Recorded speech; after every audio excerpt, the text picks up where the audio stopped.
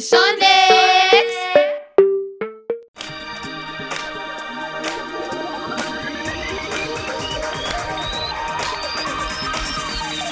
Danganronpa.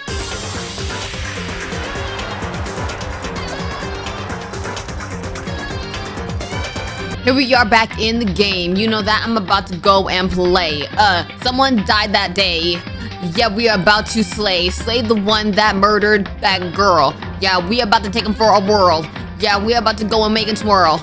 Yeah, you know, I'm about to hurl. What's up, guys? It's your girl Shonyx, and welcome back to Danganronpa Trigger Happy Havoc. If you did not watch the other episodes, you should definitely go and watch them so that you're not spoiled on what's going on. But we're about to head into investigations and a class trial because I'm about to say it right now. So if you didn't watch the other episode, make sure you go watch it now. I'm about to say it now. Chihiro died. Somebody got rid of Chihiro. Without further ado, let's just get straight into it because I really want to see who did it because I have no leads. I have no leads whatsoever.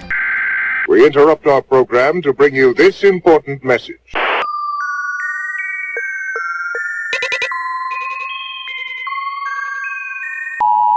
I tried to suppress my screaming, but it was useless.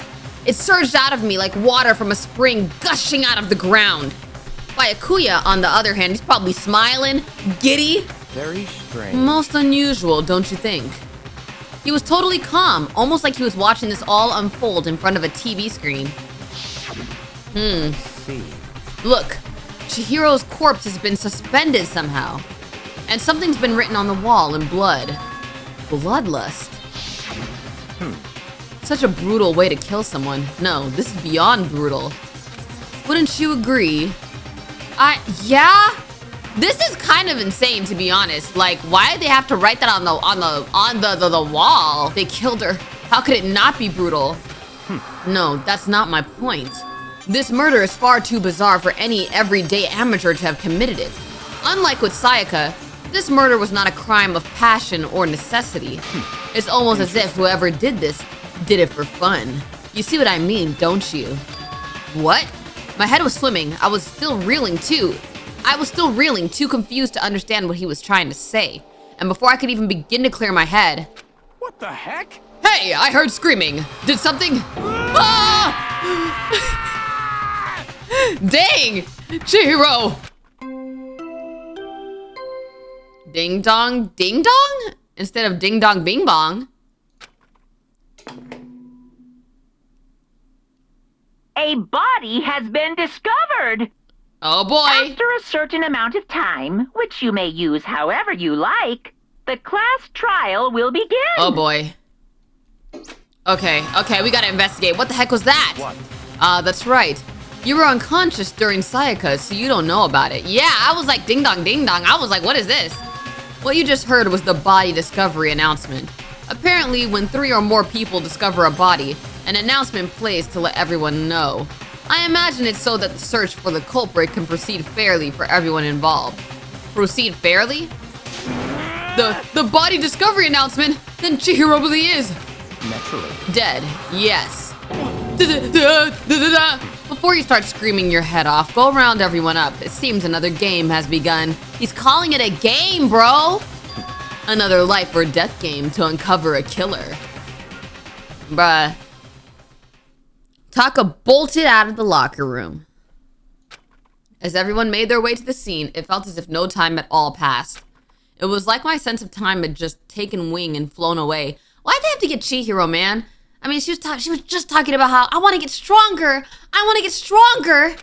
When I finally came back to myself, I saw everyone had the same look of confusion, fear, and anger. We all just stood there, gathered around Chihiro's body. Cause it's like, why her? She's so sweet. Damn. Dang, I couldn't keep her safe. So there's another victim. Which means we are now in the same position once again. Freak, man. What the freak is this? It's a dream. It's a dream. It's all just a dream. In fact, I haven't even been born yet. I don't have any memory of ever being alive. Shut up. Okay, we gotta examine the body. For now, pay attention to the wall. Huh? I said it once already. There's a word written there. On the wall?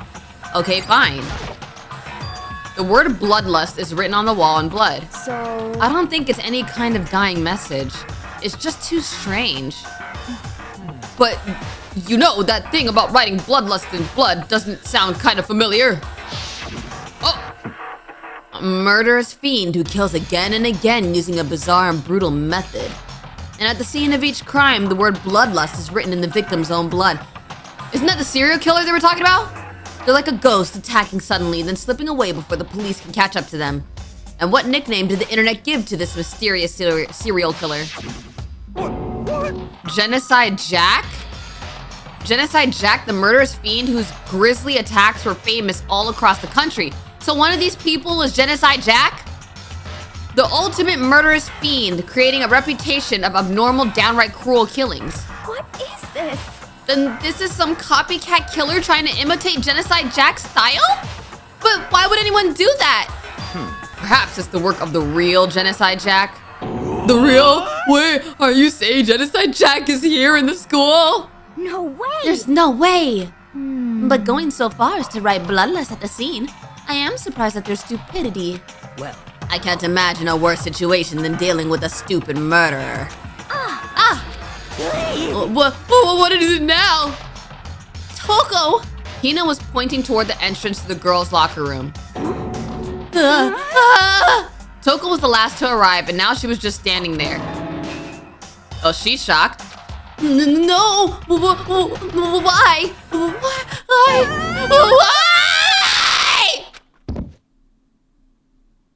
What? Was she friends with Chihiro or something? Why'd she freak out? She fainted. That did not sound good. Toko? Hina rushed over to collapse Toko and started trying to shake her awake. Toko, are you okay? Come on, wake up.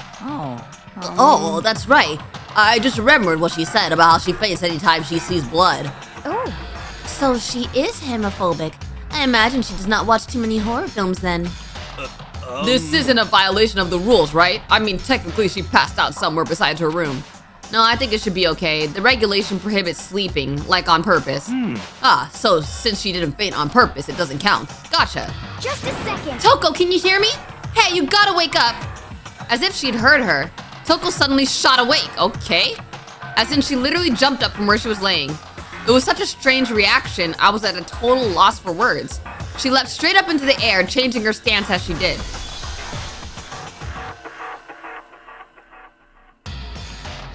Yo, can you put your tongue back? In no time flat, she was just standing up. Ignoring the physical contortion she had to go through, her motions were totally haphazard. What? Sorry about that, I was just shocked, you know? It happens, right? Was I the only one?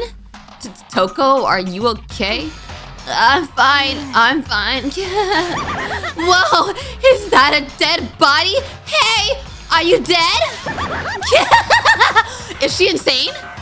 Is she laughing? what the heck? She must have hit her head real hard when she fainted. The world has a front and a back, a top and a bottom, a sea of truth and a web of lies. This is quite concerning. I mean, she sounds completely different. No, she's not even stuttering. What the freak?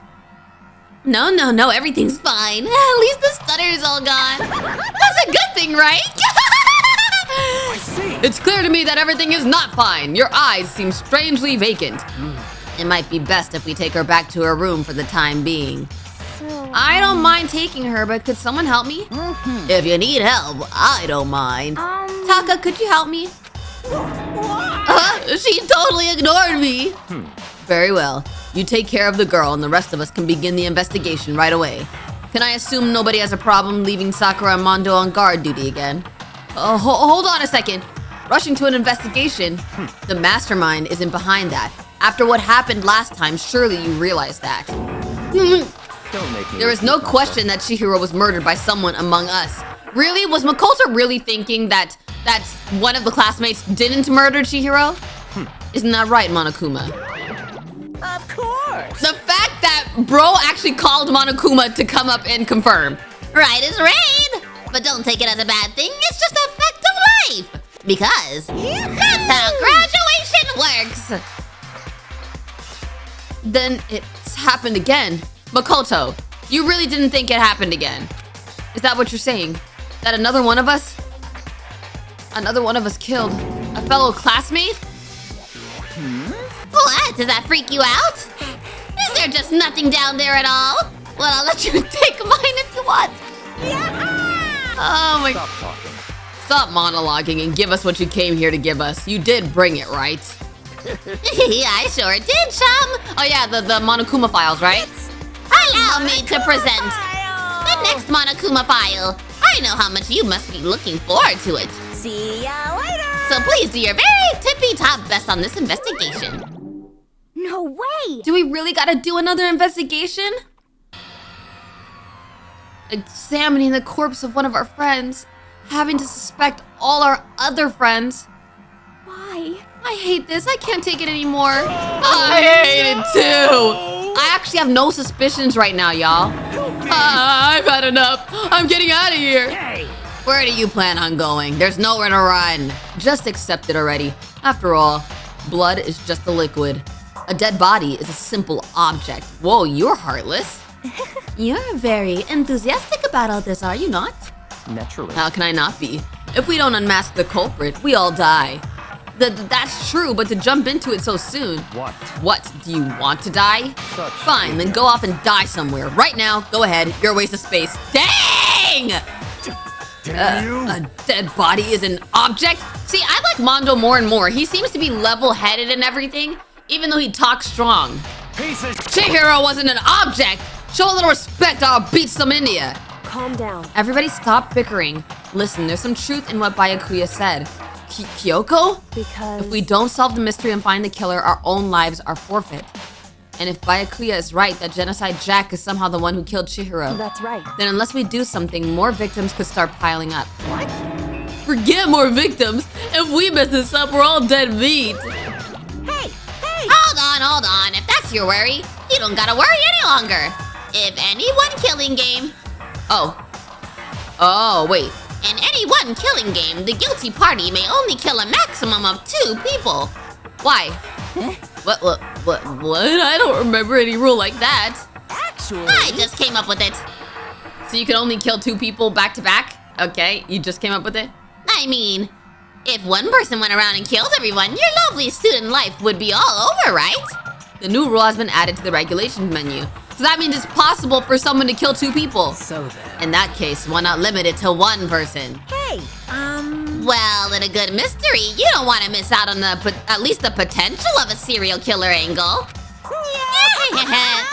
Just one would totally murder that possibility. punishment is Farewell for waiting now. I'll catch you guys at the class trial. I can't say I understand his thinking, but if we can kill up to 2 people, then 1 more person's life could still be in danger.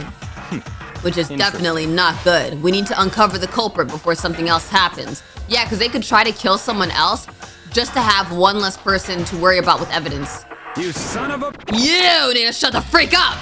Well, for now, Taka and me are gonna drop Toko off at her room.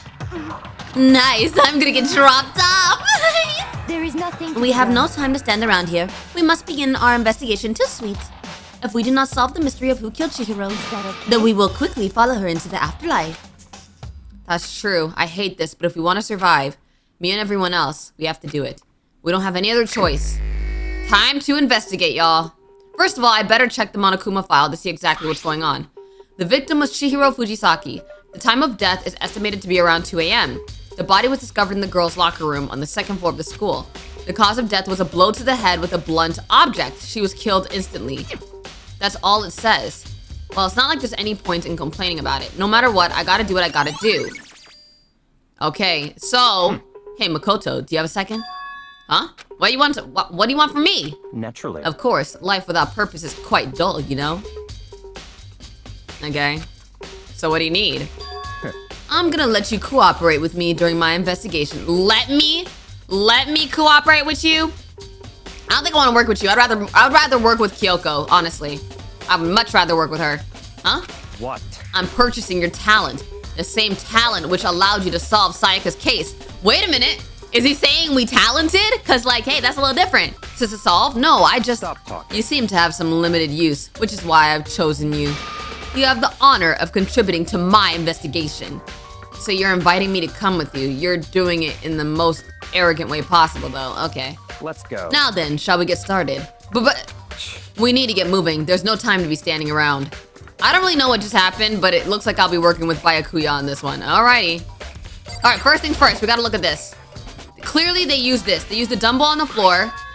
There's a blood stain. There's a blood stain on the dumbbell. The Monokuma file said a blow to the head with a blunt object is what killed her. Does that mean this dumbbell was actually the murder weapon? That's right. I don't imagine it could have been anything else.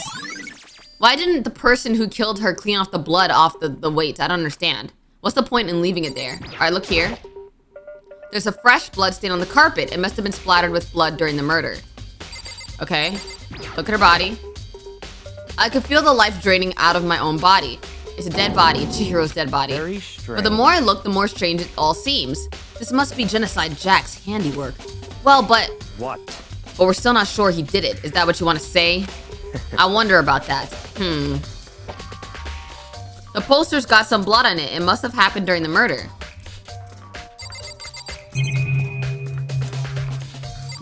Kyoko, you see anything? She took her time examining Chihiro's corpse. She poked and prodded, going over every inch of the lifeless body. You're a very strange woman, you know, being able to touch a dead body with absolutely no trouble. Why do you look angry? You're talking about a dead body like it's an object. She seems to be very concentrated, like concentrated pretty hard. It's like she can't even hear us. So now what do I do? Let me ask you. I use this locker room all the time. Now it's become the site of Chihiro's death. But why was she killed in the locker room? Actually, if you think about it, she could have been killed somewhere else than carried here. She was very light, that is true. It wouldn't be hard for someone to carry her, but still. I still think she came here on her own by choice. What makes you say that? She'd been talking a lot lately about how she wanted to get stronger. So you're saying she came here to exercise? But according to the Monokuma file, apparently she was killed around 2 in the morning. Would she really have been exercising that late? Perhaps. Hina or myself are usually in the locker room during the day, so she was probably avoiding it then. Avoiding it? Although we invited her to join us more than once, she never showed up. So I can only assume she was trying to avoid us. And instead she came to exercise in the middle of the night? However. Perhaps, but it's difficult for me to imagine she would have come alone.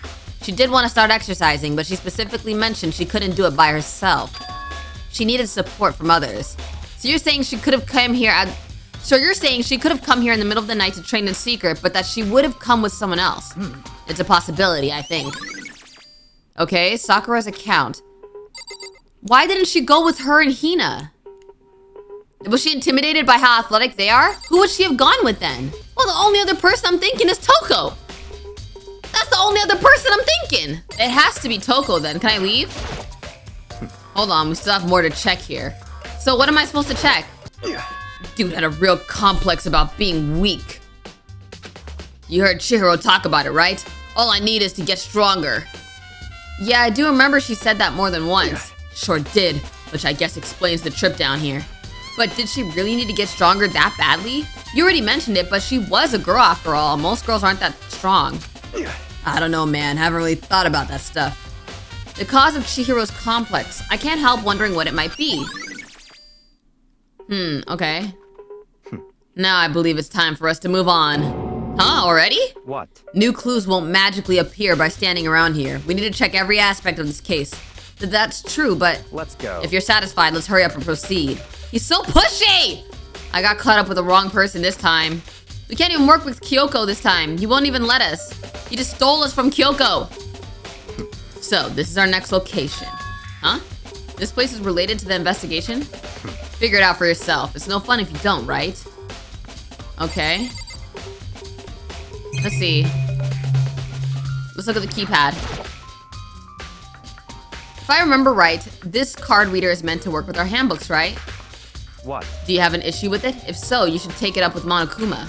He said that, then quickly and sharply clapped his hands together. Did you call for me? What? Huh?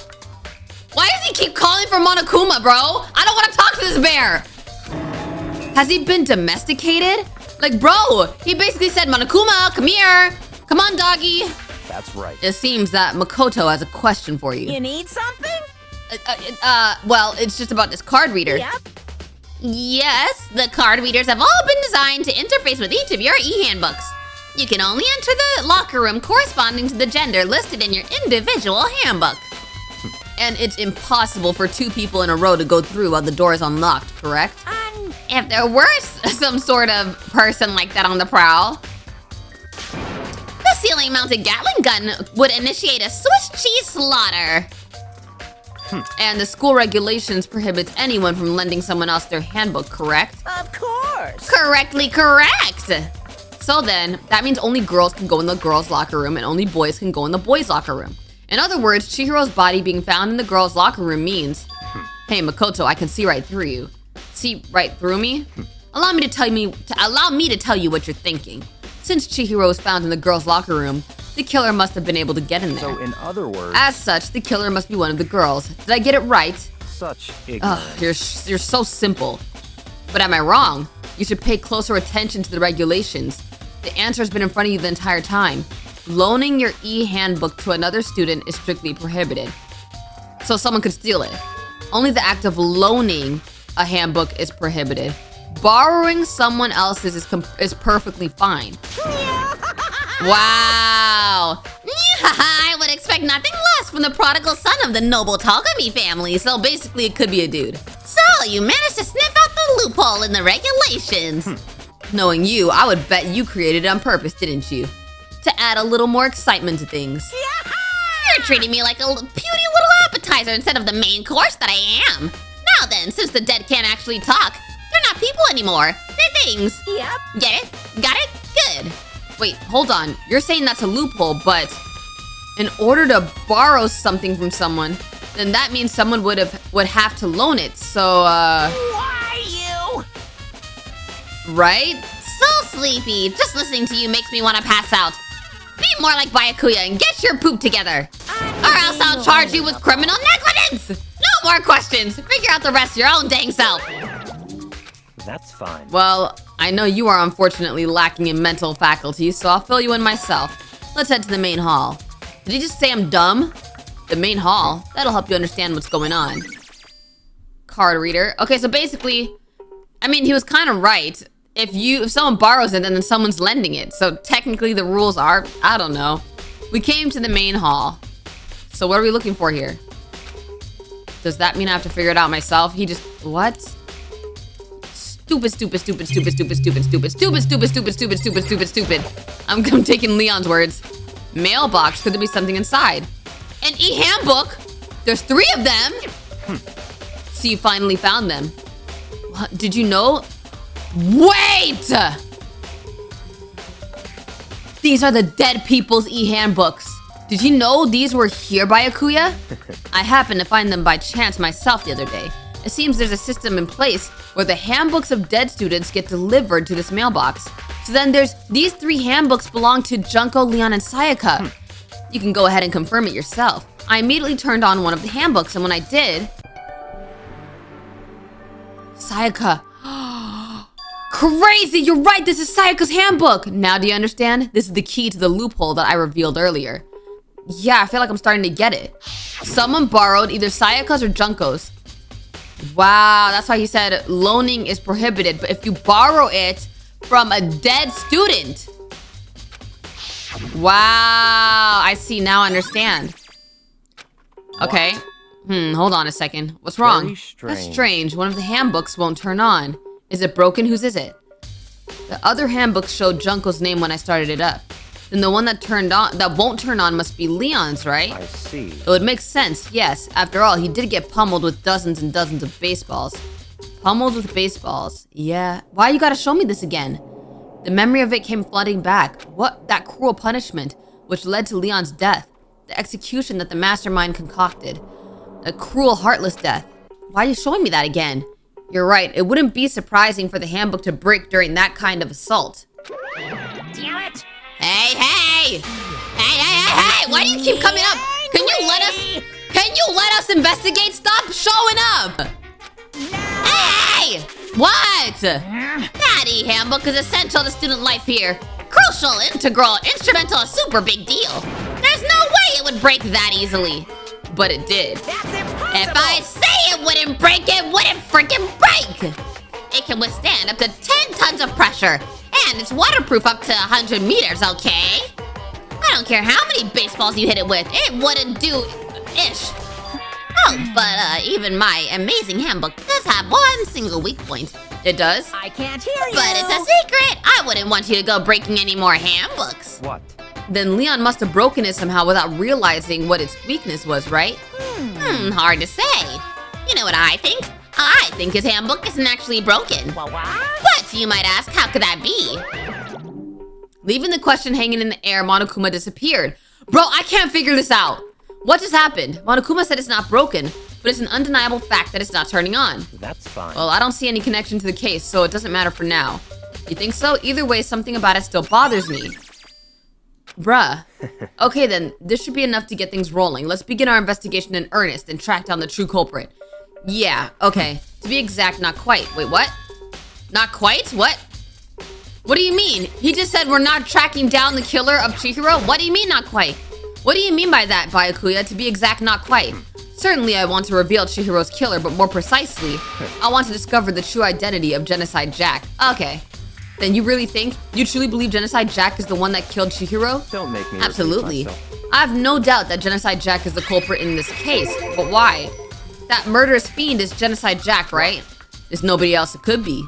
A murderous fiend who kills again and again using a bizarre and brutal method? They're like a ghost, attacking suddenly, then slipping away before the police can catch up to them. And what nickname did the internet give to this mysterious serial killer, Genocide Jack? They say he's killed thousands of people, but that's gotta be an urban legend. Still, could one of us really be a demented, psychotic killer like that? You're not wrong to wonder. But words mean little right now. I have something that'll prove it, and I can show you. What? I have a basis to believe that. What is the proof? There's somewhere I'd like to take you. This will provide all the evidence you It's all need. clear now. Evidence that Genocide Jack is the one that killed Chihiro. What? Ah, hey you two! Who called us? I knew it was her. Big trouble, need your help. I don't have time to We're play with you. busy. Leave us alone. But it's an emergency! Emergency! What? Come on, please, you gotta help me! What? What are we doing? What are we doing? This is a serious emergency! Please, please, you gotta help me. Just calm down, okay, Hina? But what's the emergency? An emergency? What happened? Something's wrong with Toko. She's acting super strange. Well, I mean, she was acting pretty strange earlier, right? What should we do, Byakuya? Very Since it's strange. Toko, I must admit I'm intrigued. I suppose we can take a second to see what's going on with her. Are you sure? Don't make me repeat myself. Okay, fine. I didn't expect that. I thought for sure you'd just say no and that'd be the end of it. Okay, come on, hurry. Well, wait for us, Hina. Let's go. It looks like she's headed to the dorms, to Toko's room most likely. You're right. Okay. So which one's Toko's room? Oh. So what's going on? Is Toko inside? Some kind of emergency? What's up? You guys are too slow! I think you're just too fast. She's like a track star, right? So what's this emergency? Well, after what happened in the girls' locker room, we left Toko in her room so she could lay down. After a while, we came back to check on her, you know, see how she was doing. But when we did, it was weird. She refused to come out and she kept saying all this weird stuff. What kind of weird stuff? That's fine. We should try talking to her ourselves. Yeah, good idea. Yo, is she the one who actually... I feel like it would be too obvious if it was Toko that murdered Chihiro. You know what I mean? I feel like it would be too obvious. I may as well give it a shot. Ding dong! The door swung open slowly and silently. What? Toko? Dang, what's going on? An aura of negativity flowed out from behind the door, forcing a gasp out of me. She probably stinks so bad. Her room probably stinks. What? Oh, nothing.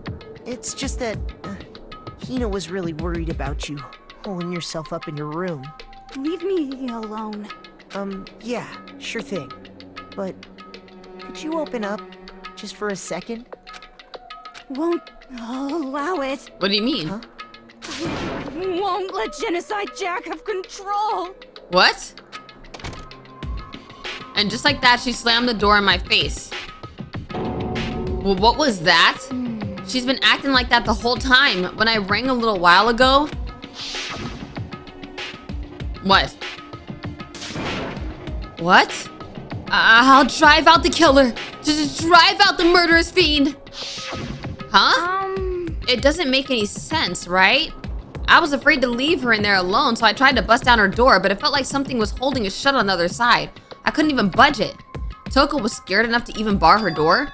Does she think the same thing as Byakuya? Does she think the serial killer Genocide Jack really murdered Chihiro? Is that why Toko's so scared? But... Whatever it is, I'm really worried about her. Isn't there anyone who might be able to persuade her? Oh, you! Oh, Byakuya, you think you could ask her? I mean, she does have a crush on him. To come out of her room, I mean. That's fine. Sure, whatever. You're gonna talk to her, Byakuya? Wow, I guess you can be nice when you want to. Byakuya stood in front of her door, not making a sound, and pressed the doorbell. After a few moments... What do you want? Leave me alone, you're all so annoying. Ah! Bakula! Huh? It's Byakuya. Oh, Byakuya. Man, I've been saying it wrong. Byakuya. I'm sorry. I couldn't keep our promise. But don't worry. Never again. I won't let Genocide Jack have control ever again. Did she actually? Is she Genocide Jack? I feel like it'd be too obvious. Is she actually Genocide Jack? Like she has a double personality? I feel like... I guess she could have a double personality, but I just feel like... I don't know, wouldn't it be so obvious? And with that, the door slammed shut. Even Byakuya couldn't pull it off. There's nothing else we can do. Let's get back to the investigation. We did not care. Hold on! Hey, Byakuya, what was Toko talking about just now? Something about a promise? What? Oh, I have no idea. Another one of her delusions, I'm sure. But Stop. if I say I don't know, that means I don't know. Just let Hina take care of her. Oh, yeah, okay, I'll stay here and keep an eye on her. Let's go. Well then, let's go. What? Without waiting for a reply, Byakuya sped away. Byakuya! I hurried to catch up. What? What? Maybe he's Genocide Jack and he's just like playing his own. I don't know. I'm confused. I tried to talk to him several times as we walked, but he didn't even look back, let alone say anything. He just kept on walking towards his destination. Finally, his feet brought him to a stop in front of a certain room. What room? The library? Come on, let's go in. I wonder what Kyoko's gonna learn. So, what are we doing here? Is the evidence that proves it was Genocide Jack really in the library? Don't make me repeat myself. What do you want me to look at, bro? In here? If I remember, on the other side of this door, it's the archive, right? Hurry up and go inside. Oh, here? Let's go. It all makes sense once you're inside. Okay. Whoa, there's so many books and files. And so much dust, So too. in other words, I would say there's enough value in this place to endure the dust. So, what should I look at? Let's look at this shelf. This shelf is stuffed tight with files. Without really thinking about it, I picked one at random. Ah, you have a sharp eye indeed to select that file. Oh, sure, yeah, I got a sharp eye. I totally didn't just choose at random. that's right. That's the report on a presidential assassination. The original is kept at the National Library. It won't be declassified for another 30 years. Are you sure you want to look at it now? There's no telling whose crosshairs you might wind up in for peeking at it. Without making a sound, I returned the file to the shelf. Why is there files like that here? Why is there files like that here? There's a wooden box. It's empty. Although judging by the smudges in the dust, it looks like there was something inside. I wonder what it was. There was an extension cord plugged in there. It proved very useful while I was in the library. Okay. Let's look at this shelf. There's so many files stuffed onto the shelf. What's in all these things? That's enough. Those documents are dangerous. Dangerous? They detail all the people who control the world from behind the scenes. Dangerous truth for a commoner. But why did you read it? You mean like members of the Diet or something? No, I mean the ones with real power. The secret console, controlling everything from the shadows. The Illuminati? If you're ready to disappear for it, take a look. There are some very interesting people in there. You're just kidding, right? Am I? Why'd you bring me in here if everything I look at you're gonna tell me I shouldn't even read? There's a ton of thick files stuffed into the bookshelf. If you're thinking of looking through any of them, let me give you a little warning. Those are filled with graphic, disturbing photos from all kinds of crime scenes.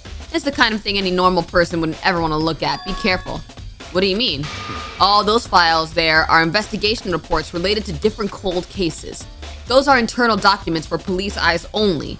They're not the kind of thing you'd expect to leak. Oh. What do you want me to look at then, bro? It's a desk lamp. Oh yeah, it's the same one I saw Byakuya using in the library before. What? Do you have a problem with that lamp? It was here before, then I moved it there. It's too dark over there, so I thought I'd put it to good use. So are you finally beginning to understand the true splendor of this library? The entire reason I was interested in the library is because of this room right here. It's home to classified government documents, police records, things no ordinary person would ever see. Isn't it magnificent? This can't be for real, right? Why is this in a school? Such ignorance. That's your guys' problem. Anything that doesn't fit into your preconceived reality, you label it a lie. Well, it's not that. It's not like I totally refuse to believe it, but I mean, there's just so much. How could anyone have put all this together? I suppose it goes to show just how much Hope's Peak truly wields. Or perhaps, the mastermind may have wanted to provide us with enough entertainment to keep us from getting bored. It's no use. I can't keep up with all this. It's just too unreal. What's wrong? You still can't believe it? What about you? How can you believe it so easily?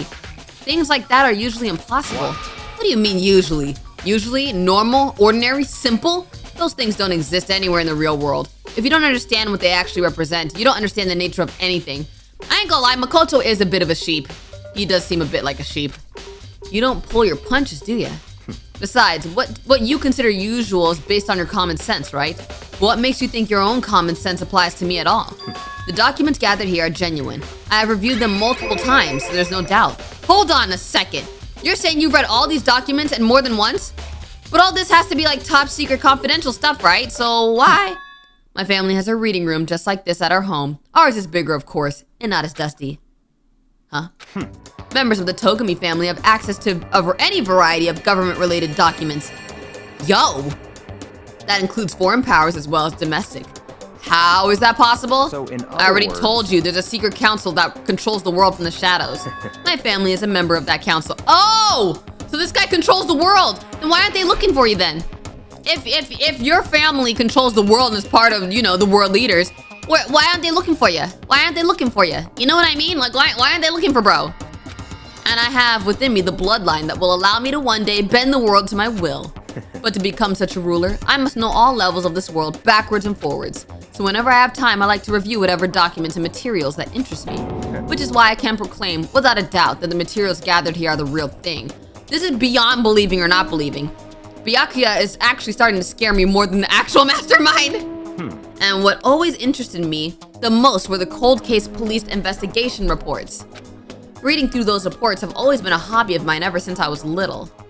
It's excellent mental exercise. I've solved more than a few of those cases just by reviewing the reports. And among all those reports, one of my recent favorites is the Genocide Jack case.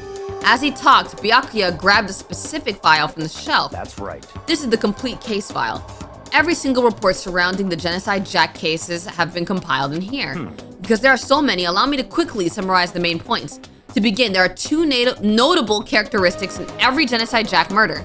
The first characteristic is that every crime scene, the word bloodlust is written in the victim's own blood. And the second is that when the victims are murdered, their bodies are suspended in a certain way. The bloodlust is written in blood and the victim's body is suspended. And it's exactly as what happened to Chihiro. Save your surprise, the best part is yet to come. For the second characteristic, where the victims are suspended, the only ones who knew about the particular fact were members of the police and the higher ups. By all accounts, nobody in the media ever found out. Huh? In other words, no one on the news, no one online, nobody knew about that aspect of each crime. Only key officials and the killer himself knew about this act of mounting the victim. Now, if you recall Chihiro's corpse, that means it's a real Genocide Jack. Her body was most certainly mounted in this fashion. That means that's the real Genocide Jack. So how could the killer have known about suspending the victim? That's right. That's the key question. But in fact, the answer is quite simple. So in the other culprit words- isn't a copycat killer. It's the real Genocide Jack. In other words, That right there is the evidence that Genocide Jack has hidden himself among the rest of us. Then Genocide Jack really is such a brutal, fiendish killer really is walking around among us? interesting. Things are really starting to get interesting, aren't they? I never imagined the killer with such a reputation would ever become part of our little game. Now, don't you think it would be good for you to take a look at what I've already seen? You might just manage to ferret out a clue or two. Such If you get down on your knees and beg, I might even show you myself. Excuse me? Get down on my knees and beg? I know you're lying! Makoto, don't you dare! Bruh. Byakuya, about that Genocide Jack case file, could you let me see it? That's fine. Well, you didn't beg, but I guess it's okay this time. Feel free to look at it in here, but you can't take it with you. Oh my goodness. I want to see. Byakuya handed me the file, and I flipped through it with tense, nervous fingers. Suddenly, my hand stopped. I had reached the page where photos from the scene of each crime had all been collected. Oh, actually, maybe I don't want to see this. The names of Genocide Jack's victims ran on for several pages. Ken Harada, 32. Tatsuhiro Honda, 17. Shoji Gaku, 23. Kano Isai, 14. Takashi Yoshida, 30. Different ages. There was no end to it, but one thing became perfectly clear as I read. All of the killer's countless victims were killed and suspended in exactly the same way. And at the scene of every murder, the word bloodlust was left in the victim's own blood. Now take a look at the next page and you'll find another interesting tidbit. The next page? What? Profiling results? All of the crimes took place either on weekdays at night or during holidays, either day or night. The most common time for the killings to take place was on holidays in the afternoon. Based on these facts, it would be suggested that the suspect may be a student. Evidence suggests that the suspect lingered at the scene, but when they did leave, they were in a panic. Because an eyewitness has never come forward, it is unlikely there was any external reason for this. This confused behavior suggests that the suspect may potentially suffer from dissociative identity disorder. You're telling me Toko? You're telling me Toko is Genocide Jack? You telling me Toko is Genocide Jack? Eh?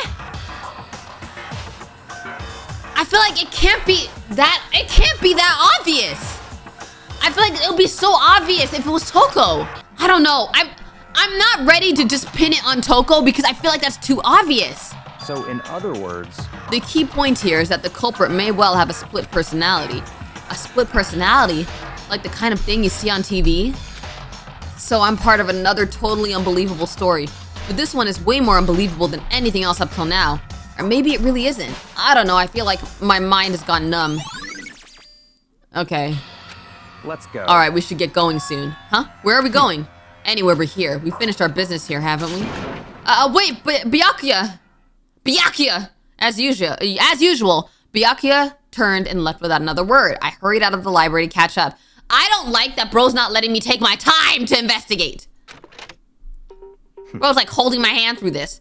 Well, this is where we part ways. I have some things I need to take care of before the class trial. Huh? Just all of a sudden like that? I don't have time. Come on, enough of your annoying misapprehensions. Did you really think we'd be together the whole time? Take responsibility for yourself and do something useful. Move the investigation forward on your own. Bye. So what do I do now? Just like that he was gone? And just as quickly as he'd asked me to join him, he'd cut me off? In the end, I felt like I was just some plaything getting tossed around.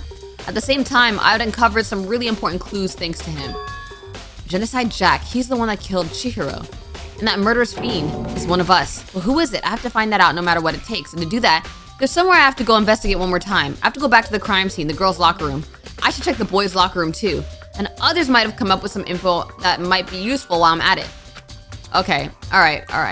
Let's go. Also, are we not gonna check Chihiro's room? Oh, here we go. This is Chihiro's room, but now Chihiro's gone. So we're not gonna check her room. Okay, nobody's thinking to check her room? Oh, let me talk to you. You find out anything? How unfortunate.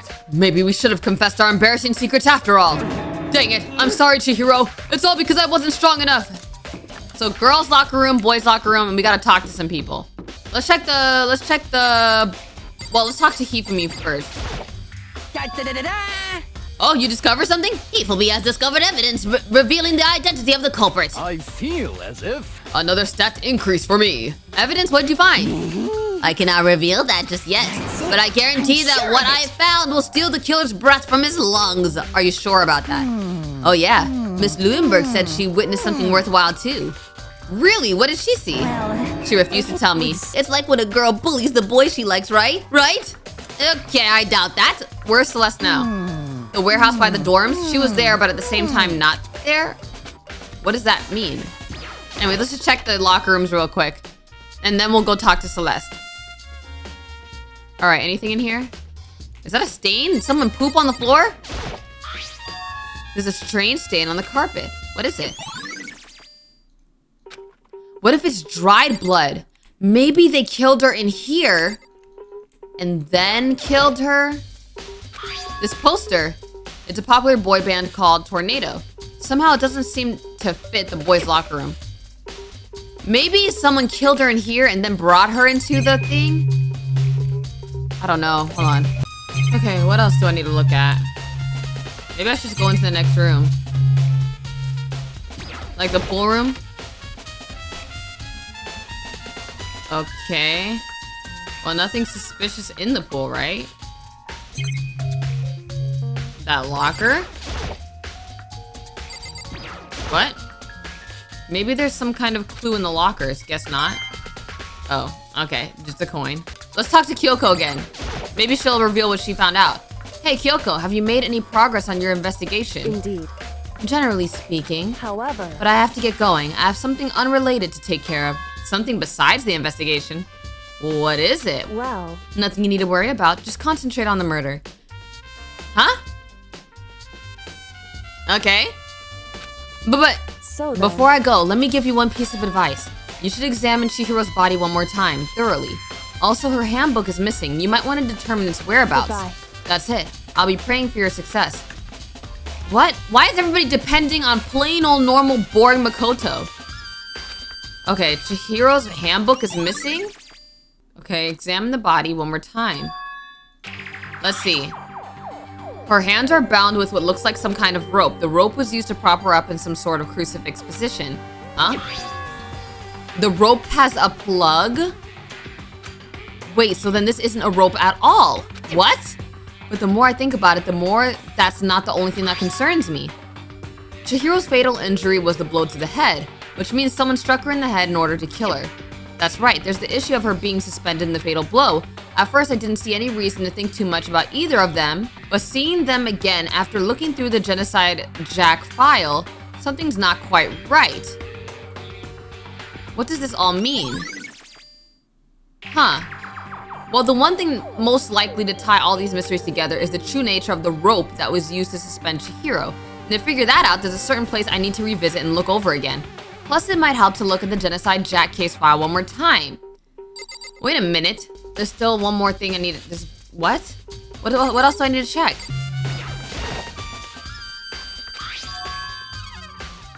Okay. Wait, that reminds me, the poster in the other locker room. That's right, there's definitely something strange about this. In the boys' locker room, there's a poster of a popular boy band. In the girls' locker room, there's a poster of a swimsuit model. Could the posters have been switched? But if they were, why? What reason would anyone have? Maybe I should talk to someone who knows a little bit more about the locker rooms. Oh! Why do I feel like Chihiro was killed in the guys' locker room? In the guys' locker room and then moved here? Because there was a bloodstain in the boys' locker room. So the posters were switched because she was killed in here. So then it has to have... What? This is really strange. Popular boy band, and in the boys' locker room, a swimsuit model. Could the posters have been switched? But if they were, why? What reason would anyone have to change the room to pretend that the room that she was killed in was the girls' locker room, right? Of course. I'm sorry. Oh! Oh! Hold on. Dang it, I missed it. How do I see the transcript? I was trying to figure out what I was missing and I ended up skipping stuff. Hold on. I ended up skipping some stuff because I thought she was gonna repeat what she already told me before. Okay. Okay, let me read it from here because I definitely was accidentally skipping some. I was confused because I didn't know who to talk to. Okay, you spend a lot of time exercising in the girls' locker room, right, Sakura? I've used it nearly every day since it opened up. Sometimes Hina and I use it together. Okay, then let me ask you something. Do you think the posters in the boys' and girls' locker rooms could have been switched. Sorry, I can't really say. I never really paid any attention to the posters. Okay. I see. However, But there is something that's been bothering me about the locker room. You see, I like to drink a little protein coffee every time I finish exercising. We have a protein coffee? In the warehouse. It's not the highest quality, but I don't have a lot of other options. I mix protein powder with coffee and down a glass of it after exercising. Anyway, the other day I spilled some on the carpet in the girls' locker room and it left a stain. A stain? But I don't see any stain on the carpet now. Of course. Exactly, I noticed it earlier. The stain has disappeared. I can only assume someone came along and cleaned it up. But still, isn't it unusually clean? As if there was never a stain here to begin with? Ah! Ah! Ah! Ah! Ah! Ah! Ah! Ah! Ah! Ah! I know where it is! Why would they put the carpet in the boys' room? I don't understand. What would be the point of switching the carpets out? Why not just leave the carpet in there? There's a strange stain on the carpet. Yeah, so clearly, the stain is the coffee stain. Chihiro was killed in here, for sure. All right, we need to talk to, Celeste. And Celeste is in the warehouse. Okay, Celeste, is she here? Oh, she's here, okay. There's all kinds of stuff piled up everywhere. Towels, jackets, looks like they put together a good collection of school equipment. Celeste, what are you doing here? This warehouse is amazing. It has absolutely everything one might need to live a full life. From food to clothes to towels, there's an endless supply to choose from. I see that, but have you found anything related to the case? Most I knew you were going to ask me that. I thought talking about the warehouse itself might misdirect you, but I see it was pointless. Then did you find something? Very well, I will tell you and only you. Actually, Last night, I saw her here. Chihiro was in the warehouse. What, really? This was right before nighttime. What what do you are do? you doing Oh. out this late? Oh, I was just... It looks like workout clothes. Are you planning to go exercise, perhaps? Huh, What? How did you know? huh, Because I can see a blue track jacket sticking out of Okay. that duffel bag you're carrying. all right. Oh, you're right. Thanks. Well, I'd better get going. I'm kind of in a hurry. Okay. Why do I feel like she was meeting with a guy that was gonna help her train? She stuffed the jacket into her bag in a hurry. It was almost like she was trying to hide it. And just like that, she was gone. Yes, indeed. I assumed she was merely stocking up to go exercise in the morning, but it would appear she ignored the nighttime rule and headed directly to the girls' locker room. If she hadn't broken our rule, none of this ever would have happened. You get what you deserve, I suppose. So apparently, she went to the girls' locker room late at night in order to exercise without anyone knowing. But the strange thing is, there was no trace of the track jacket or duffel bag Celeste said she saw Chihiro carrying, which would mean the killer would have gotten rid of it somehow. Okay. Oh, Hina, how's Toko doing? Same as before, she won't come out and she just keeps mumbling something about Genocide Jack. So I just left her there. You left her? I did notice she wasn't in front of Toko's, room anymore. My head was all swimmy and I was getting pretty hungry. Yeah. Oh, but don't worry, I'm gonna head back as soon as I'm done eating. Toko's not exactly pleasant, but I'm still worried about her. Speaking of which, what are you eating? A donut, of course. Of course? There's two things I'm sure God created. Outer space and donuts. Really? I bet Chihiro would have liked to eat more donuts. Maybe that was her one big regret. Oh, I should have tried to spend more time with her. Come to think of it, who did she spend time with? Well... Yeah, she was a little bit strange. Didn't really hang out with the other girls much. It was like she was trying to keep her distance from us. Actually, Sakura said something similar. That's true. Sakura did say that. She said that even though you and her invited Chihiro to exercise with you, she always refused. Okay? Yeah, totally. Yup, it's true. And it wasn't just us either. It was like she stayed away from all the girls. Was she just shy? I don't know. She talked to the boys all the time. Isn't it kind of weird to be shy around your own sex but totally fine with the opposite? Oh wait, maybe. Maybe she was used to guys spoiling her. The law says you can't judge a book by its cover, right? You think so? I never really saw her as that kind of girl. Wait a minute. Is Chihiro actually a girl or not? Was Chihiro actually a boy? Yeah, why am I starting to think Chihiro's actually a boy? What?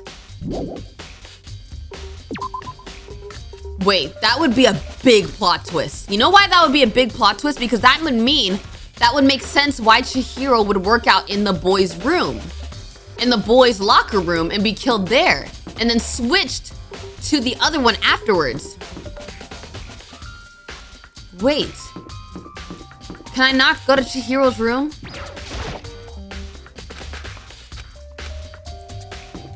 So, should I go to the trash room again? I don't see anything. Oh, there's nobody left who could do what Leon did. I guess so, but who's on trash duty? What's this? Let's see about this. Couch on the floor and it won't budge. Okay. Let me go back to the library real quick and see about that cord. The lamp won't turn on. It's not plugged in. The lamp's cord isn't long enough to reach the outlet from here, but last time I saw it, it was definitely on. It was definitely right here. It was plugged into an extension cord. But there's no extension cord here now. I wonder if... Okay, so it's someone who's used the library. Was it Byakuya?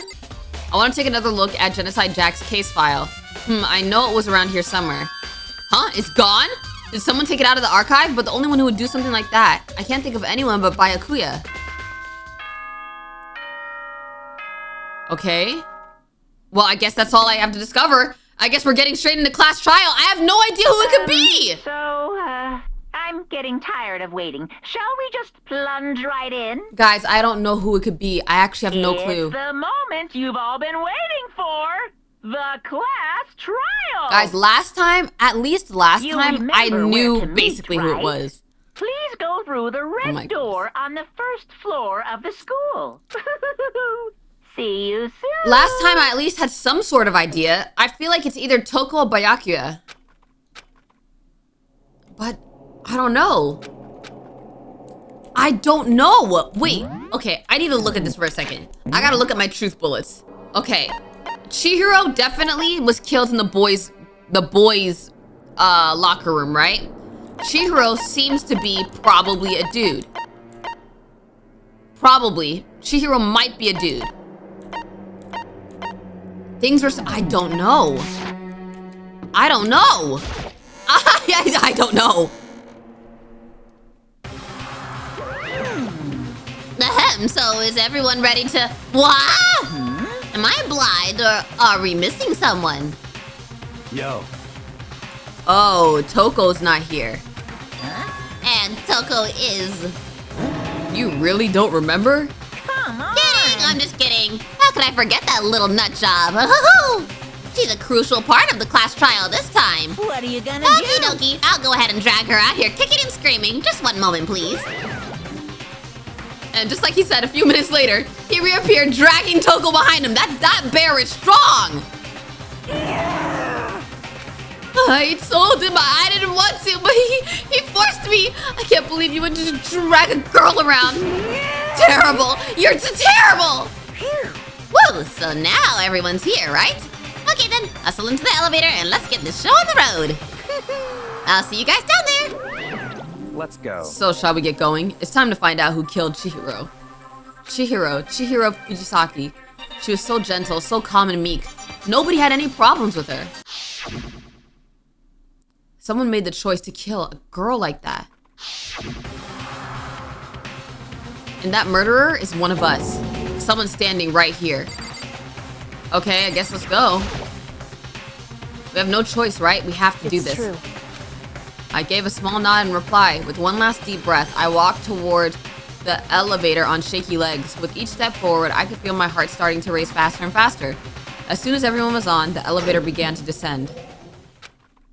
I couldn't get a handle on my emotions, couldn't stop speculating.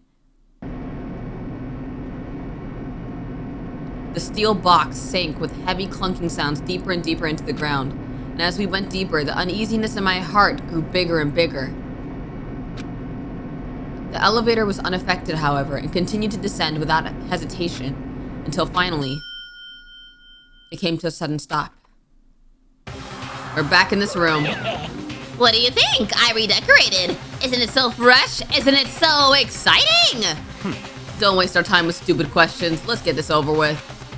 Good, good. You're raring to go. Gotta say, I don't hate it. Not at all. Well, Okay, then. Let's get this show on the road. thrills, Everyone, chills, kills. please find your assigned seats. And so the curtain opened once again.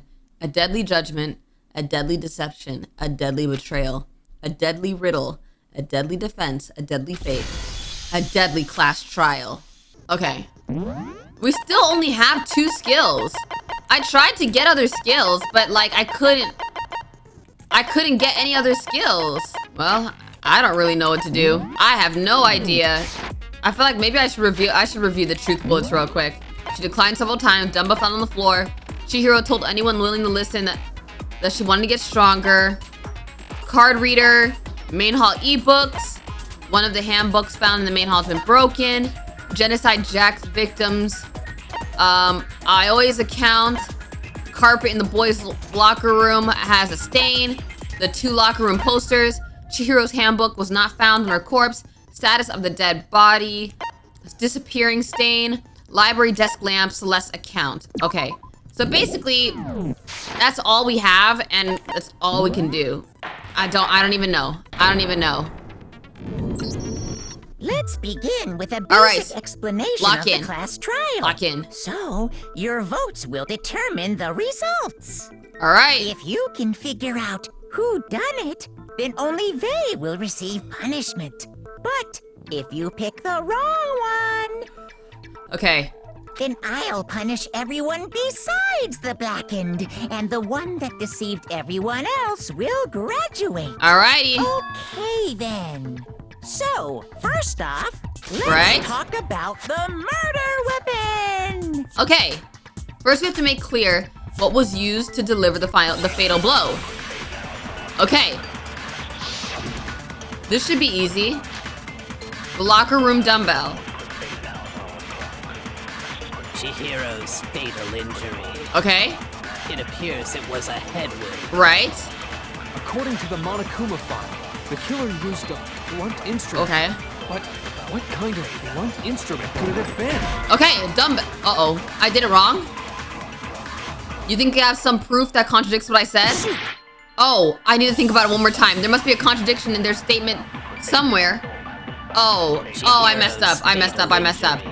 It appears it was. According to the Monokuma file, I messed up. what kind of blunt instrument could it have been? I bet it was an iron pipe. Okay, no, it wasn't. It wasn't an iron pipe. No, it's wrong. There we go. Okay, there we go. We lost a heart off of that one. It's okay, though. Can we agree that the object that dealt the fatal blow was the dumbbell? Found at the scene of the crime? Obviously. Was bro dumb? It was covered in blood. Like the dumbbell? And there was nothing else at the scene that could have caused that kind of injury. Right. And the wound on the victim's head is consistent with the shape of the dumbbell. Right. As far as I'm concerned, there's no mistake and no room for doubt on this one. Right. You looked at her head wound? That's so creepy. Bro, we're in a case trial. We're in a trial. Of course you would look. If you don't mind, I will proceed from here. Okay. Let's move on to discussion of the culprit. Okay. Although, I believe the criminal behind this heinous act is already quite clear. Right. What? For real? Chihiro's killer is the fiendish serial killer, Genocide Jack. Okay. Genocide Jack the Fiendish serial killer. Did he really kill Chihiro? A new element has been added to non-stop debates. Would I like to hear more? Yeah? For this debate, lines of white noise will appear to disrupt your reactions. Your truth bullets will disappear if they hit those lines. So think of them as obstacles in your debate. But there's a way to keep this white noise from getting in your way. Press the right mouse button to attach the silencer, which you can use to shoot down the white noise. However, if you shoot an actual remark with your silencer instead of the white noise, okay, the time limit will decrease, so take careful aim when you have your silencer out. Okay. Oh, but if your action difficulty is set to gentle, white noise won't appear at all. In which case, you can forget about the silencer and just focus on the situation in front of you. Well then, good luck and have fun. Well, I think it's set to kind? I don't know what it's set to! Ah! Oh boy. Oh boy. Is it gonna show up? I don't know. The culprit is Genocide Jack. Okay. I'm sure of it. Case closed, as far as I'm concerned. But that's impossible. Okay. Why? What makes it impossible? What? I mean, come on. What? There's just no proof for it. Wait, is there? There is proof. No, that's wrong. There is proof. Right? I might know one reason he could be involved. Right? What? I found this file while I was looking around the archive in the library. Right. I guess it's some kind of confidential file the police put together about the Genocide Jack case. Right. What? That's kind of weird as shit, isn't it? What was something like that doing in the library? Yeah, I don't got no time to explain Why that. of it is probably more trouble than it's worth. So let's forget about that for now. Right, More okay. importantly, it outlines all the specifics of every Genocide Jack case in exceeding detail. Right. According to the file, there appear to be 2 defining characteristics in every I don't know Genocide who it Jack could be. I have no clue. The first is that a bloody message is found written at the scene of every murder. Oh, Okay. That's right. Boob lust. No, bro. Oh my goodness, get your mind out the gutter. No. It's actually bloodlust. But more important is the other characteristic. Okay. And it's something that has never been made public. Never All made right. public? What the hell is it? Why don't you tell them, Makoto? Okay. The other characteristic of every Genocide Jack case, which the world at large doesn't know, if I'm not mistaken, it has to do with the positioning of the body. How the victim was positioned. Right. Apparently, in every Genocide Jack case, the killer suspends the body in a certain way. Other than the killer, the only people who know about this are the higher-ups in the police department. Right. However, Chihiro was most definitely suspended in the same way. Right. So, how did the culprit know about this when only high-level police officials were aware of it? Uh-huh. There's only one logical answer I can think of. It's because the culprit in this case is the real Genocide Jack. Okay. No way. I just don't know which one of them could be Genocide Jack. Genocide Jack is one of us? Unless it's Toko, maybe. In fact, it's Toko. What? I did not expect him to just out and say it. What? Genocide Jack's true identity is Toko. I don't think it's that simple. I just don't think it's that simple. What? Hey, okay, wait, hold on a second. What in the world? Toko has like bloodophobia or whatever, remember? What kind of serial killer is afraid of blood? Is Toko Genocide Jack? The answer is yes and no. Okay. Another riddle. Man, What in the world? Why is this gotta be so complicated? It's a riddle for sure, but I feel like I understand it. What it means for Genocide Jack to be Toko, but also to not be Toko. The answer is that she's not just one person, but multiple people, right? Uh-oh. Uh-oh, Hangman's Gambit. What?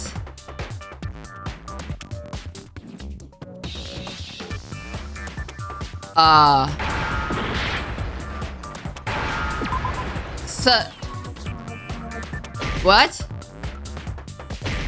What?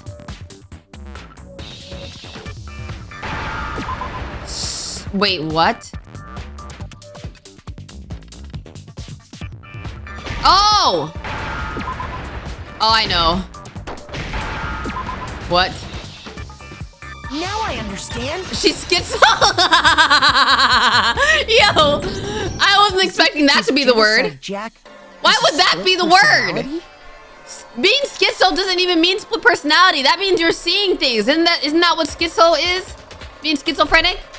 When you're hearing things? Huh? I think I read that somewhere in the file too. That does not even correlate, but maybe it's the translation. It could be the translation from Japanese to English.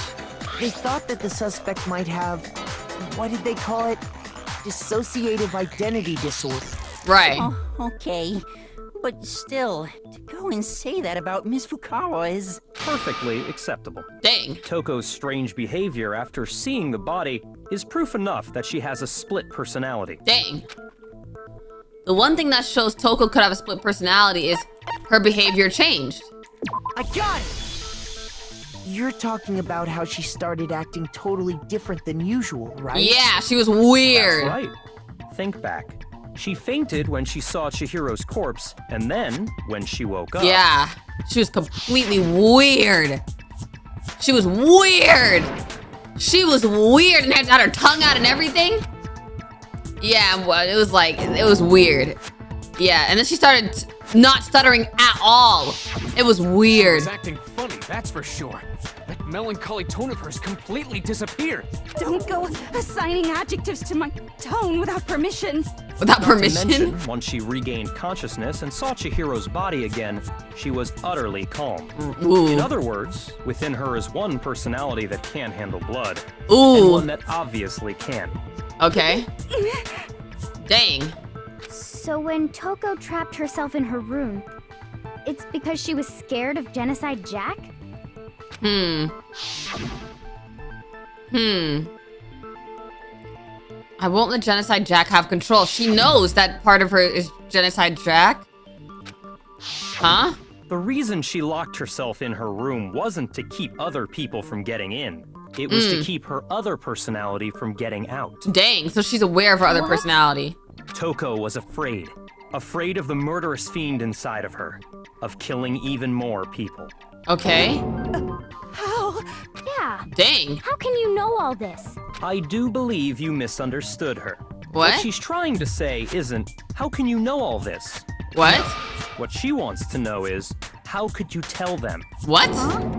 What? Last night, just before Monokuma gave his motive speech, Toko Okay. and I had a strange conversation. Uh-oh. She told me a most interesting story. Uh-oh. She said a murderous fiend lived within her, and she was afraid it could appear and attack at any time. Oh, she confessed to him?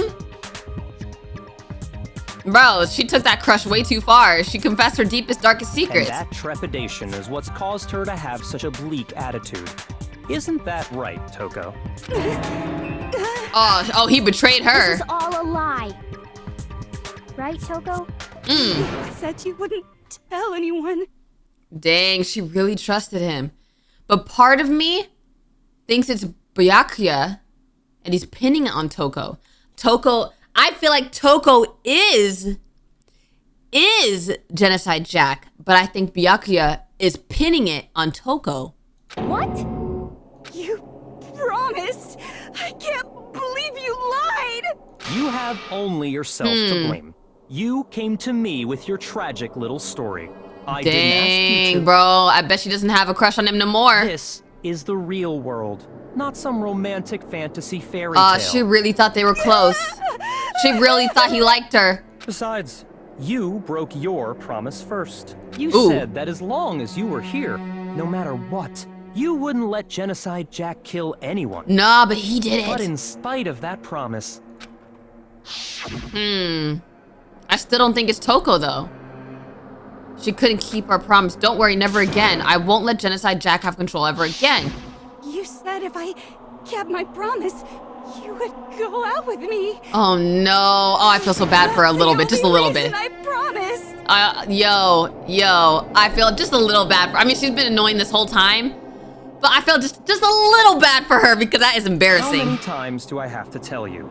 I never said that, but you weren't able to do it.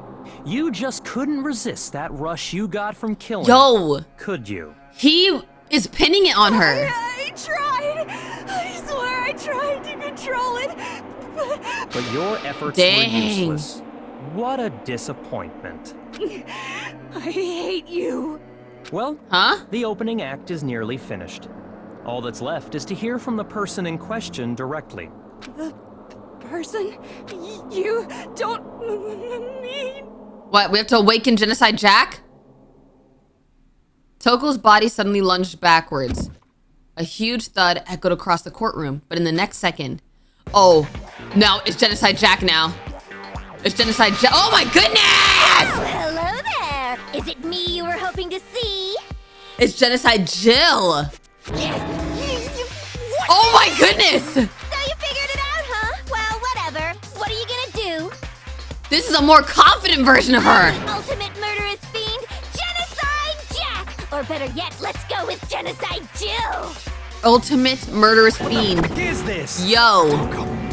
What happened? Yo, I was not expecting this. Coco, that's a loser name. And what happened is a textbook split personality. So what if one of them happens to be a serial killer? You should turn a blind eye to one's fault. I'm shook. I'm shook. I've never seen her this lively. So intense. I've never seen her this lively. Sound in murderous mind, sound in murderous body. Oh my goodness. This one is so different from the one we've come to know. Yes, well, the world is composed of a front and a back, you know. Just like how every inning has a top and a bottom, or how in the depths of every truth lives a little lie. Okay. Behind every dark and gloomy soul lives another that shines as bright as the sun! Oh my goodness. This is the murderous fiend Genocide Jack. This is beyond insane. Miss Jack, Jill, can I ask you a question? What's up? She's like, what's up? Some of us think you might be the mastermind behind our entire situation. What are your thoughts on that? Well, I'll tell you, I am the mastermind of all masterminds! Uh-huh. Just kidding! Then it's not true? What? Of course it's not true! How dare you try to link me to that creepazoid? Another thing, the police and government and society in the outside world are totally powerless! So what? They just let this idiotic, bloodthirsty maniac go buck wild all over town! Dang. Sure, I'm a bloodthirsty maniac, but life is pain, right? To live is to hurt other people. It's a necessary evil if you want to survive. The act of living itself causes pain for everyone. I also want to point out something. One thing I noticed about that book, what is it? The book with the Genocide Jack book. I noticed it seemed like all of them were men. I feel like she only kills men. I think. I don't know.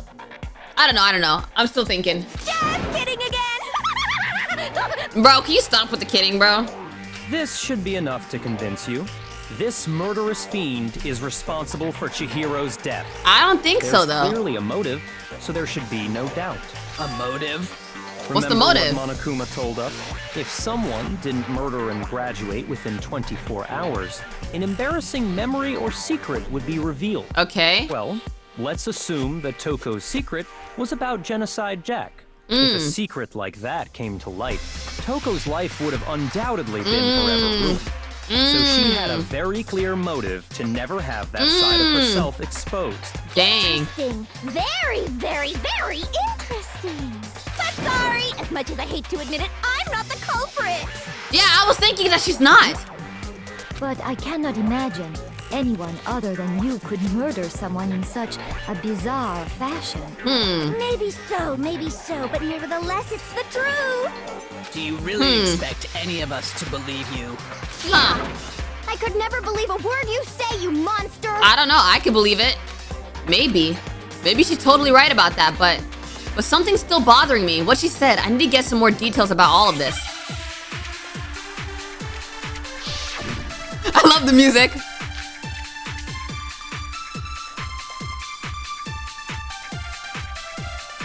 Okay. Sorry, but I didn't kill anyone. You say that, but do you really expect any of us to believe it? Perhaps if you had an alibi, that would change things. What? Oh, an alibi, huh? Now we're talking. Okay. When you compare your past murders to this incident, okay, the modus operandi matches completely. Okay. What more proof do we need? What? What? Give it up. You killed her. I don't know. Do it again. Do it again. You say that. Perhaps if you had an When you compare your past murders to this I think it's the incident, modus operandi matches completely. Uh-oh. What more proof Dang it! do we need? Wait. You killed her. Wait, hold on. But I didn't kill. You say that, but do you really expect any of us to believe Huh? it? Perhaps if you had an alibi, that Oh! I need to shoot these down. When you compare your past murders There we go. to this, a modus operandi matches. There we what go. more proof do we need? Oh my goodness, I keep missing. Is completely. What more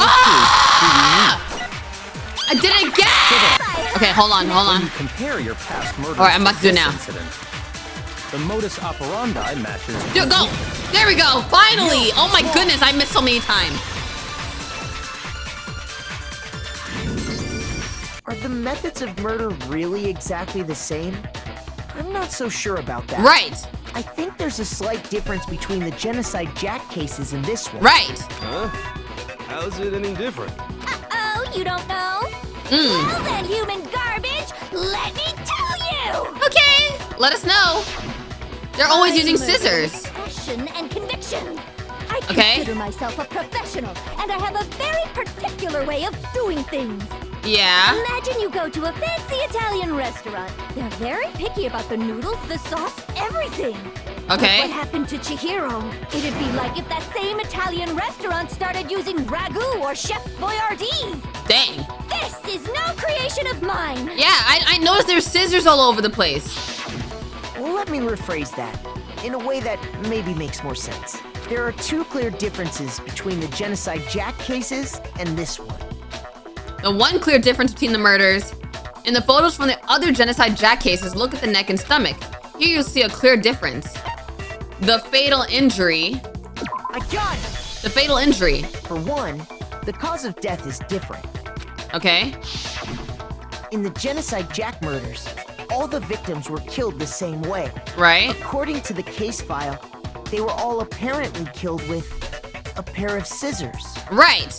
Not blunt trauma. But Chihiro died from a blow to the head, right? Yes. That is remarkably different from the other murders. Okay. Wouldn't it be strange for someone who kills the same way without fail to suddenly change their Yeah, method? just keep some scissors away from Toko. And there's more. One more conflicting detail. That's What? right. In my recipe of murder, if the bloody message is the tortellini, Okay. then the arrangement of the body would be the pesto sauce. Okay. Please stop comparing killing people to cooking. Right? So, are you saying the other difference has to do with how the body was arranged? What? How was it? In the photos of the other Genocide Jack cases, all the other victims were stabbed through their hands. What was used to suspend her?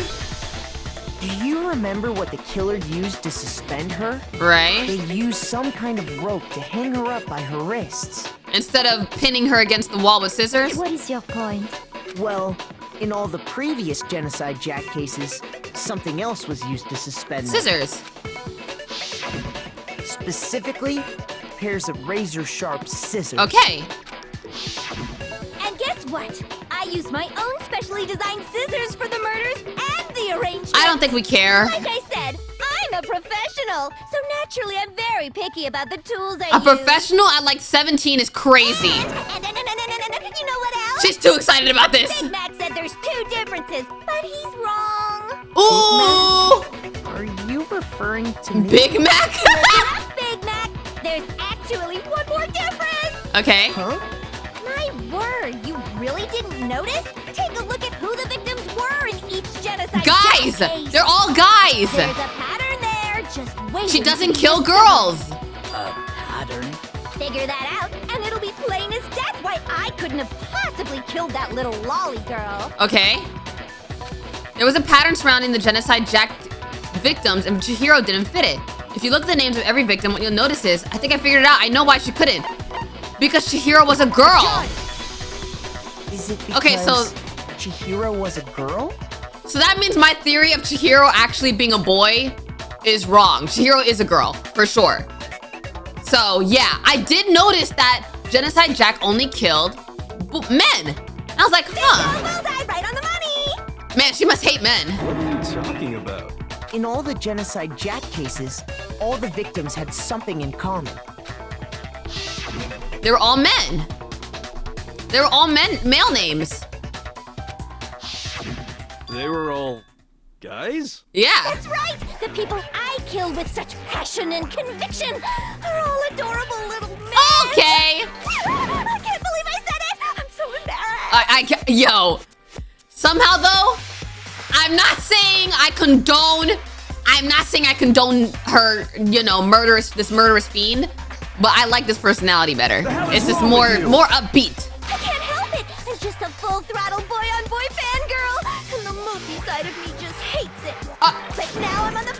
to becoming a full-fledged fan madam!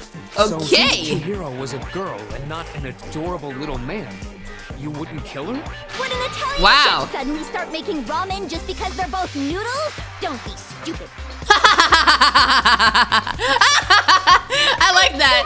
I like that analogy. That's the absolute reality of the one and only. We get it. You've clearly explained your hobby and your philosophy. But that's not all there is to it. It's a different matter entirely. When you're forced to kill in order to survive. Lowly cur! Whoa! Lowly cur? Oh, she insulted him. I would never kill for a reason as petty as mere survival. Ooh. And if by some fluke I did kill to survive, Uh-huh. why would I bother with the message and arrangement? It'd make me the obvious suspect. Yeah, she seems smarter than that. That does make some amount of sense. Right. Plus, whatever reason I have for killing, I would never leave out my prized scissors. Who would go out of their way to use a big, stupid, heavy dumbbell? Huh. Maybe you used the dumbbell because you couldn't find any scissors in the school? Nah. Any scissors? Don't just use any scissors. I only use my own set of high-class envy of the entire world scissors. Okay, sure. Okay, whatever. There still aren't any in the school. Okay. Are you sure about that? Huh? Oh! Ah! She has it! She has her scissors! She's fully equipped. That's right. So I can kill anywhere, anytime. Oh boy, Why would okay. I resort to dumbbells or rope when I have my trusty scissors by my side? So, how did she even bring it to the school? Tell me I'm wrong. You can't, can you? Gutter dogs, all of you. I like her personality, bro. Not to mention, I have no clue how to tie a good knot. So rope's totally out of the question anyway. Dang. I have no idea what's going on anymore. Could such a heinous villain really be innocent? But Okay. the body really was suspended, right? And nobody but the police knew about it. No, Byakuya knew about Yeah. it. That's why we figured it had to be the real deal, not some copycat killer Oh, or no. whatever. Actually, hold on. There is one person. One person who could have copied the Genocide Jack cases. There's one person. One person who could have copied it. Byakuya. Here's my answer. Byakuya, explain. Byakuya, it's possible you could have found out, isn't it? You'd have no problem gaining access to classified government documents or internal police records. This guy was saying, I'll never get caught. I'll never get caught. You're caught now. Plus, you'd already looked through the Genocide Jack file before this all happened, hadn't? Are you saying Mr. Togami did it? Dang. Then the reason he pushed the theory of Genocide Jack Dang. being the killer so hard was He doesn't even have any words to say. because he wanted to pin the crime on her. We Yo. rearranged the scene to disguise it and make it look like I put my stamp on it. Yo. This man was behind it all. Oh, I'm on fire. Oh my goodness. Yo, yuck. Well, Byakuya, what's your response? I see. So now the suspicion falls on me. Okay. Then I must ask, when would you say I began acting suspicious? Surely you must have an answer. Looking back and thinking about it now, the way you were acting right before we discovered the body was a little strange. How did he act? Oh, he went straight into the girls' locker room. They're suspicious, very suspicious indeed, wouldn't you agree? It seems nobody's searched the locker rooms. Let's start with the girls' locker room. You wanted to go to the girls' locker room right away, right? But since you're a guy... I should have naturally thought of the boys' locker room first. Is that what you want to say? Huh. The victim was Chihiro, a girl. Hence why I said we should check the girls' locker room. But you didn't know Chihiro was dead. Nothing strange about that, I'd say. Well, we didn't know Chihiro was dead, though. There's something very strange. Okay, then. What's so strange about it? Go ahead. Share with We the rest didn't of the know. class. There was a clear contradiction in what Byakuya just said. I need to make it clear to everyone. A new element has been added? Oh no, why they keep adding more? A truth flashback? Huh? If you aim at a weak spot and hold down the left mouse button, then you'll memorize that weak spot.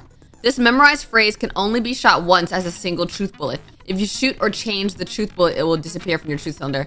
However, you can use this flashback feature as many times as you want. If you don't seem to have an answer to a lie or contradiction in your loaded truth bullets, it might be wise to memorize a different weak spot and use that to make your case. When's the best time to flashback? Well, you'll just have to use your keen wits, won't you? In this case, though, I will say that if you don't use a flashback, you won't be refuting anything. I don't get it. I don't get it. I don't get it. I don't get it. I don't get it. I don't get it. I'm confused.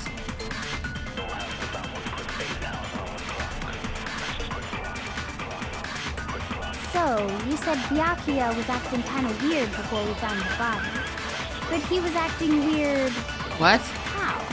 If you're presented with the opportunity to check out the girls' Hold on. locker room, that's a natural reaction. The victim was Chihiro, so Okay. of course I would say there was no time. What's so strange? I wish you'd take Okay, wait, hold on. Hold on. Hold on. I think I get it. So, you said Byakuya was acting kind of weird before we found the body. But Okay. he was acting weird... How? If Okay. you're presented with the opportunity to check out the... That's a natural reaction. The victim was Chihiro. Before we found the body. Okay. Okay, I got it. Got it. Right. Okay. I'll tell you what's so strange about that. So basically, when I memorize a flashback, that's like I gained another truth bullet that I didn't have before the whole case. I get it now. Because up until we actually discovered the body, we couldn't have known who the victim was. Exactly. So your claim that you went to the girls' locker room first because Chihiro was the victim doesn't hold up. Exactly. I see. That's a good answer, I must admit. Interesting. Very interesting indeed. But your reasoning is still too weak. Okay. What? Why? What's wrong? Is that it? Surely you've got more than that. Go ahead. Show us. What's with Byakuya's attitude? It's like he doesn't even care. I've got him cornered, but he's acting like it has nothing to do with him. What's the matter? You're not finished already, are you? There must be more to it. Oh boy, there is. I think. There is more to it. Think about Kyoko it. knows? We just talked about the differences between this case and past Genocide Jack incidents. The proof cord you're looking for is hidden in there. Oh? Proof that I'm the culprit, you mean? Yeah! Not her silence. The differences. The evidence that proves Byakuya is responsible is hidden in there? What could it be? Okay, hold on. The desk lamp.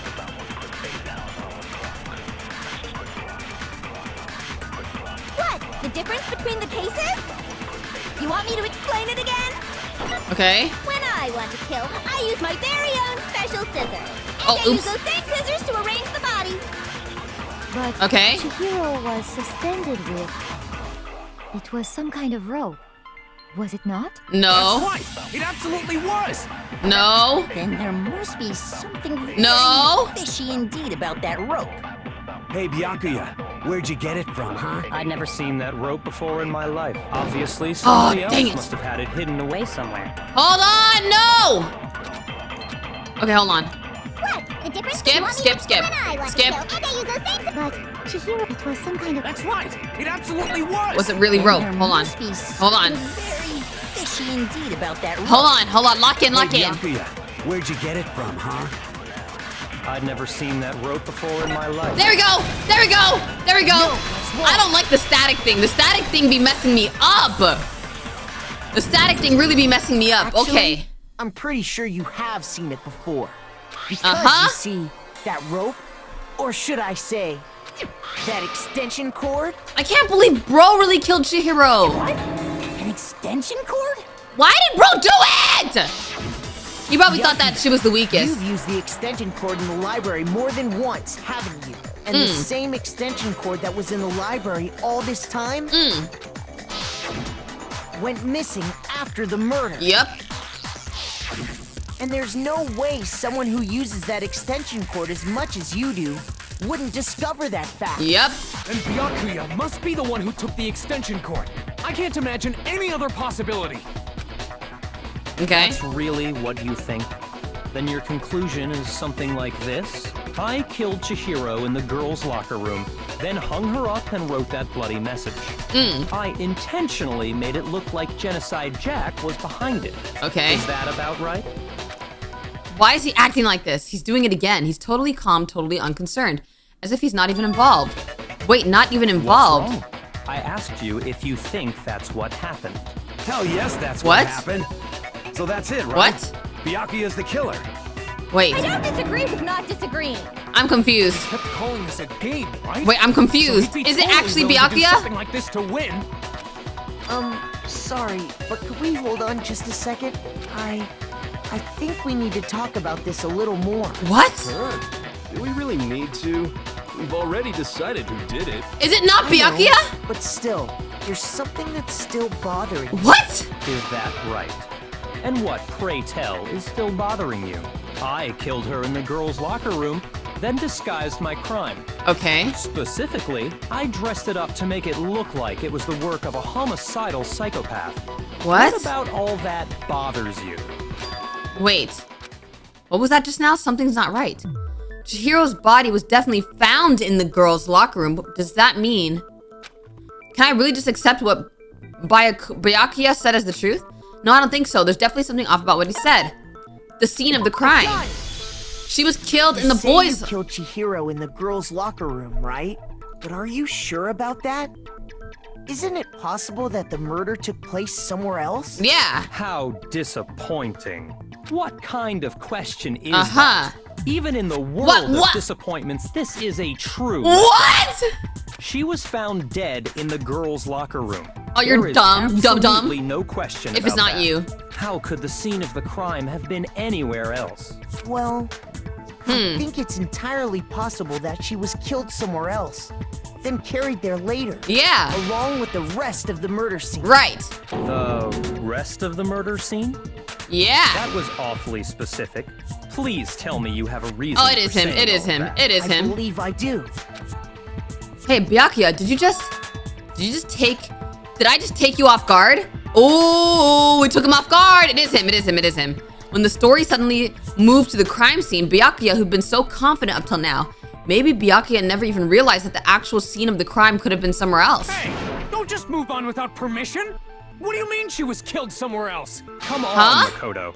If there's any chance the murder took place somewhere else, let's see the proof. Wait, so was it him or not? Evidence that shows the murder took place somewhere else. There was something that was switched between the boys' and girls' locker room. The 2 locker room posters. I got it! The proof that she was killed somewhere else is the poster that's hanging in each locker room. Right. Your proof is some posters? The poster in the girls' locker room was a picture of a big-boobed supermodel. But don't you think that's kind of strange? Right. Why would the girls' locker room have a poster like that? Right. I bet those massive jugs of hers were totally fake! Yo, bro, can you chill? Meanwhile, the boys' locker room had a poster of the super popular boy band Tornado. Right. Again, that doesn't really seem to belong in a boys' locker room. Okay. So you're saying that maybe the posters were switched? Yeah, definitely they were switched. And there's one other thing I noticed about the locker rooms. You know what I'm talking about, right, Sakura? What? The carpet, the carpet. You're referring to my protein coffee, aren't you? Okay. Protein coffee? While I was in the girls' locker room earlier, I spilled some protein coffee on the carpet. Wait, didn't Hifumi say that he noticed something too? But I noticed that after the murder... But he never said. He said we could reveal it later. Totally scrubbed away. No, it's not the stain that was scrubbed away. It was moved. The boys' locker room carpet. I got it! The stain on the girls' locker room carpet wasn't scrubbed away. Okay. In fact, I found it on the boys' locker room carpet. Right. That's definitely the stain from my protein coffee. Okay.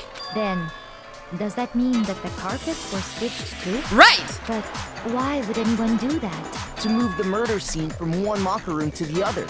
It's certainly plausible. Don't right. You think?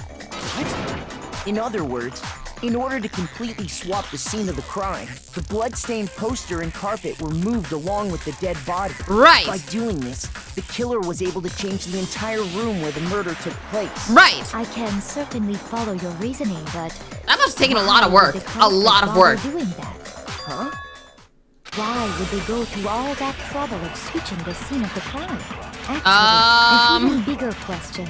If the murder did take place in the boys' locker room, then how did Chihiro get in the boys' locker room in the first place?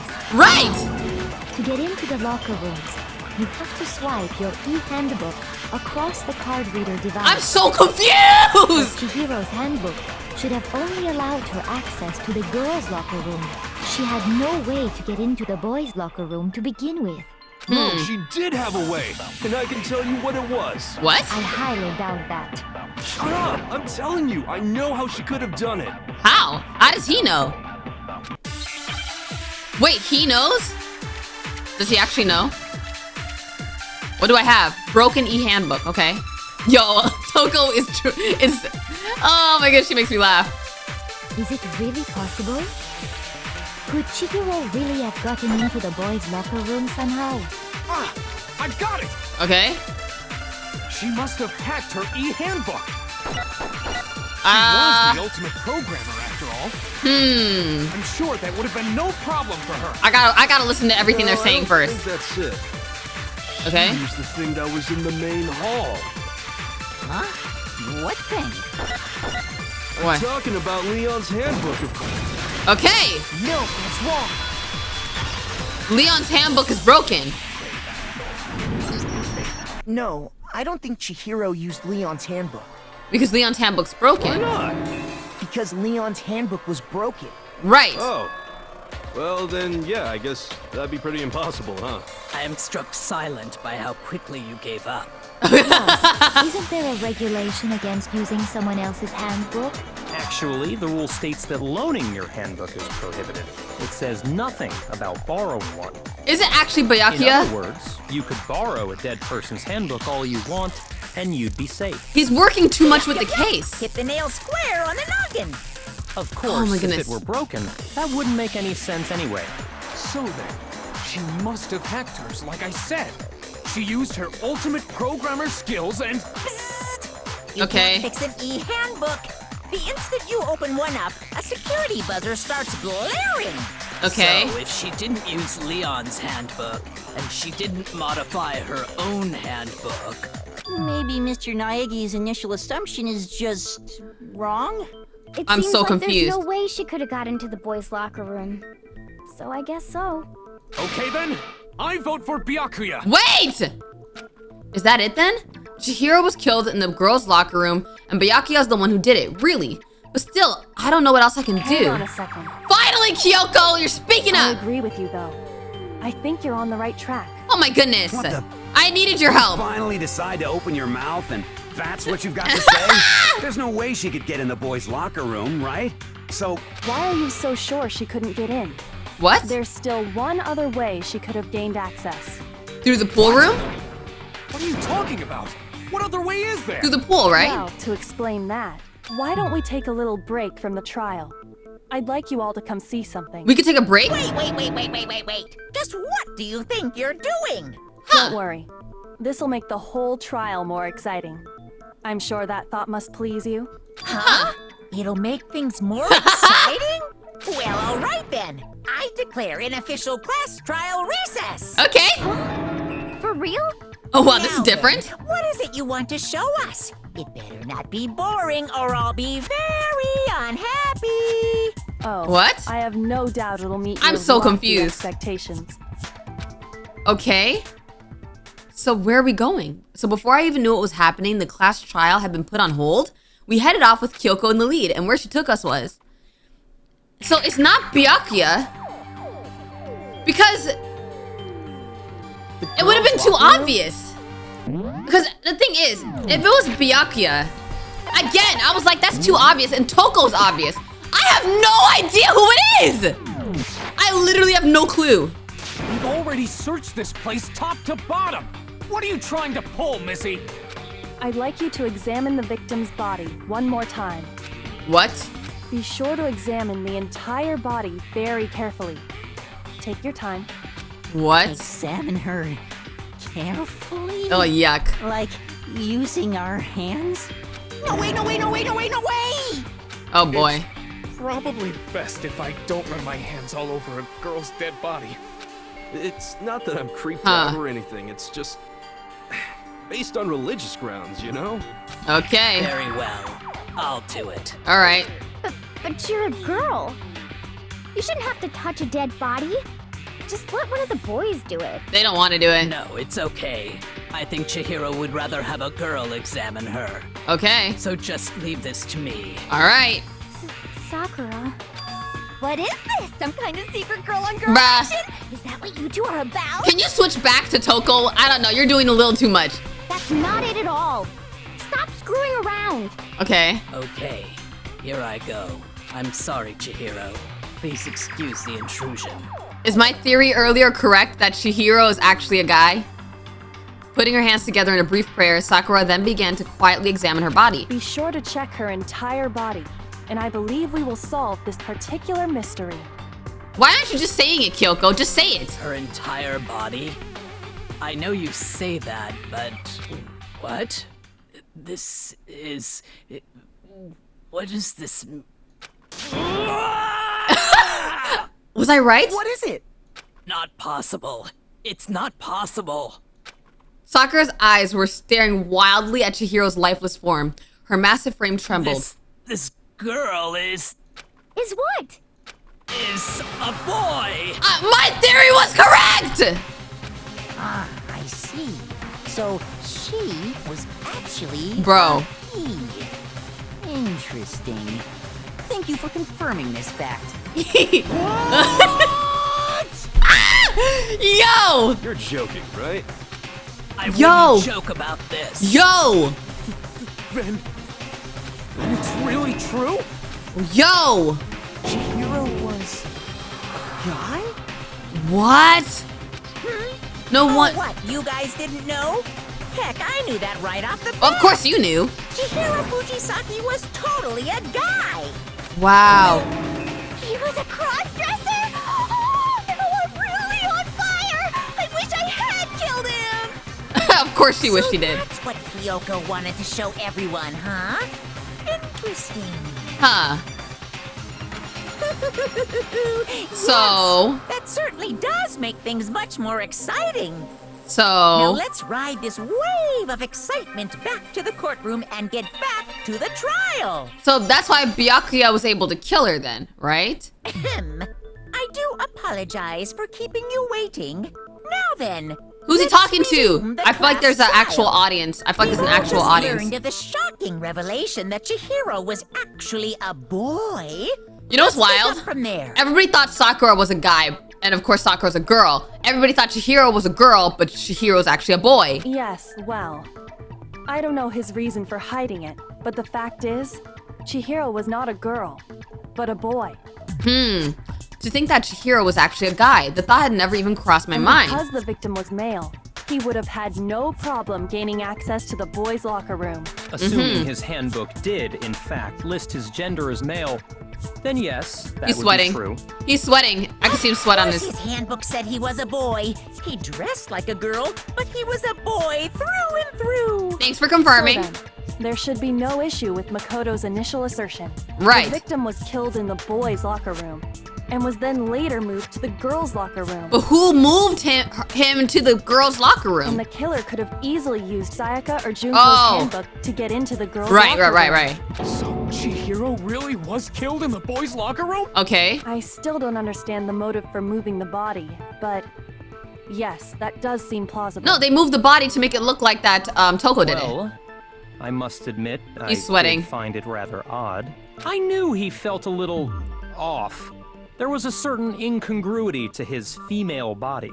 This is the most titillating situation! Yo, put that tongue away! So now everything has been connected. All the mysteries have finally become clear. Okay, well, connected or clear or whatever. We still think you're the killer, remember? Huh. Very interesting. This has become very interesting indeed. What? He's off in his own little world. What about you, Makoto?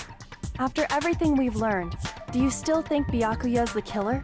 Well, without a doubt, Byakuya's the one that made Chihiro's death look like Genocide Jack did it. But I think he might not actually be the killer after all.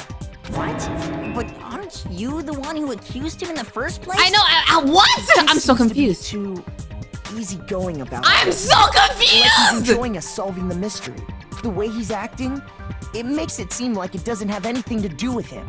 And you think that might be because it doesn't have anything to do with him? Or he's a good actor. Plus, the evidence he left behind was a little too... how can I put it? Overt. He consciously chose to use the extension cord, knowing it could connect him to the murder. So he didn't kill her, but he set it up to look like he did. At least, that's how I see it. Huh. And Byakuya, when you found out the murder took place in the boys' locker room, it seemed to rattle you. And then again, when you found out Chihiro was actually a guy. If you really were the killer, that stuff wouldn't have had any effect on you. So that's your thinking, huh? Well, it bothers me that you don't have more concrete reasons, but it's fine. I guess I'll mark it as correct for the time being. Mark it as correct? He's right. I am not. I thought that would be too obvious. I just happened to come across the corpse in the girls' locker room and decided to alter it. Well, first of all, how did he come across the corpse? Are you with us right now? No, I am not effing with you right now. I'm telling you the truth. But when did you come across I it? find it very hard to believe. Go ahead. Find it very hard to believe. You're free to be executed along with the rest of us. If you're really telling the truth, then why? Why do you do that to his body? My reasons hardly matter right now. Uncovering the culprit is much more important, wouldn't you say? I thought he just wanted Toko to show her true self. Now then, if it wasn't me, who was it? Well, I don't think I can say for sure without talking about it a little more. Guys, I'm literally... Seriously gonna keep going? We're all good, aren't we? I thought it was clear Byakuya did it. No, I'm so confused. I'm with Makoto. If there's any doubt whatsoever, we need to explore every possibility. Because if we're wrong, we all die here. That's true. What? Very well then. I'm with you too. I'm Damn so confused. straight. Count me in. Do you not have a mind of your own? Of course I do. What am I, an ant or something? Yo. Anyway, let's discuss this all as a group one more time. We still have time to make our decision. That's very true. Our lives are all on the line. Excellent. Then What? shall we resume our game of hide and seek? Guys, I'm so confused. But Byakuya didn't do it. Who's the real killer? Who murdered Chihiro? There's one thing we can be sure that we know about the killer. The killer was able to gain access to the real murder scene, which means the killer is a guy. I got it! The killer's definitely a guy. Since the crime scene was the boys' locker room, you would need a boys' handbook to get in. Since Leon's handbook is apparently broken, the killer would have had to use their own. In other words, it had to have been a guy. But that's still not enough. I need to find some more clues. Bro, I'm literally so confused. I'm so confused. What was Celeste's account again?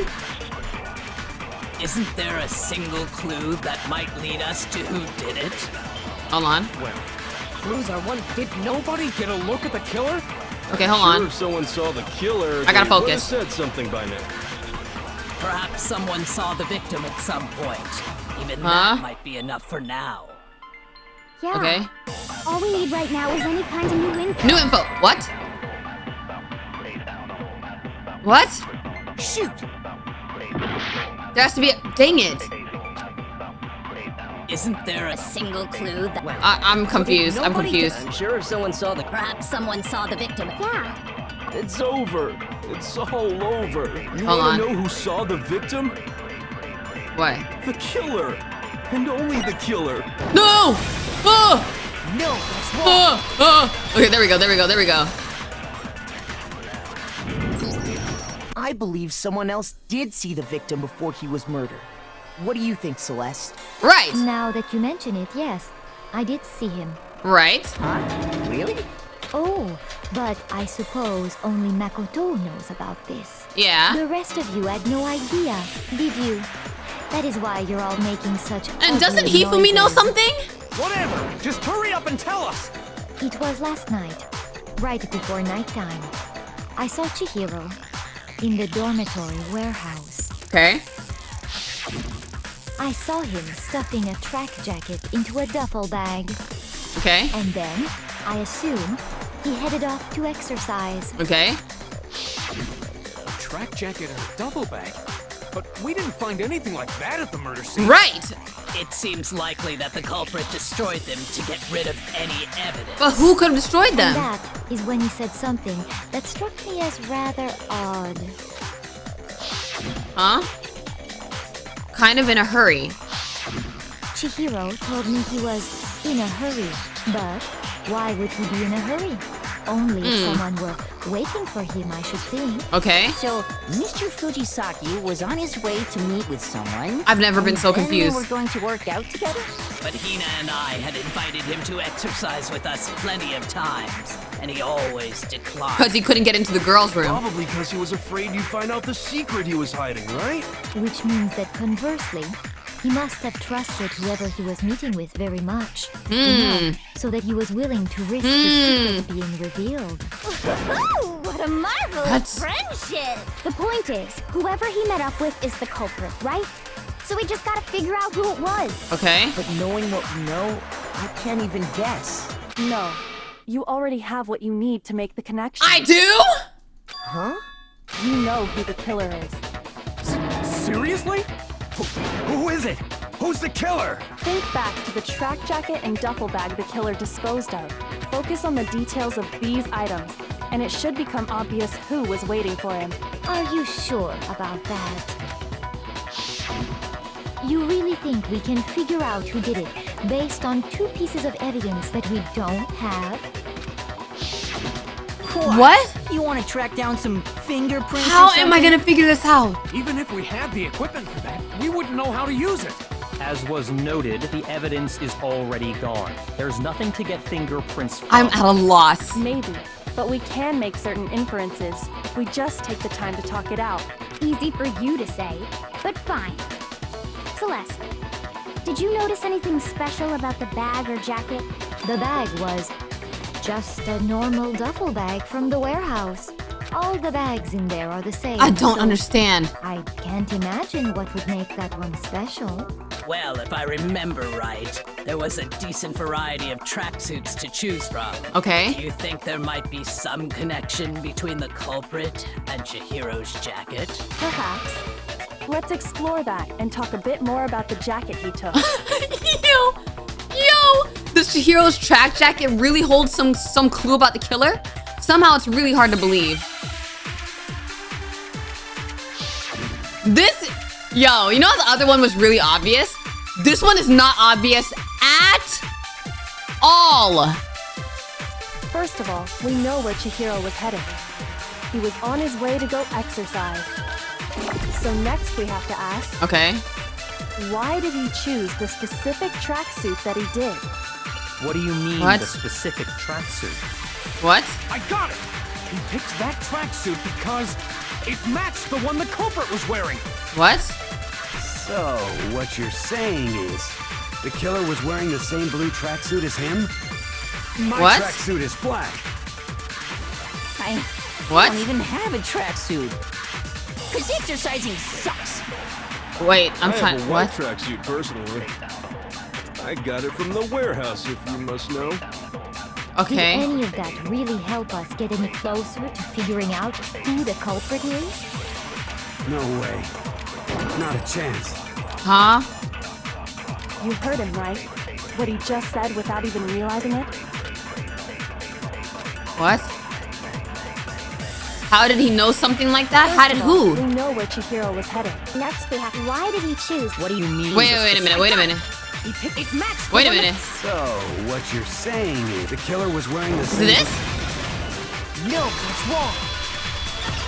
Wait a minute. Wait a minute. It was Mondo? Are you telling me it was Mondo? Mondo, what did you just say? Mondo who made a promise not to kill? Or to be nicer to Chihiro? Huh? What'd I say? When Celeste testified a few minutes ago, she said... Track jacket. Wait, but she never said it was blue. She never said anything about the jacket's color. Guys, I never thought it was gonna be Mondo. I trusted Mondo. So why did you say Chihiro's blue tracksuit? I trusted Mondo. You just...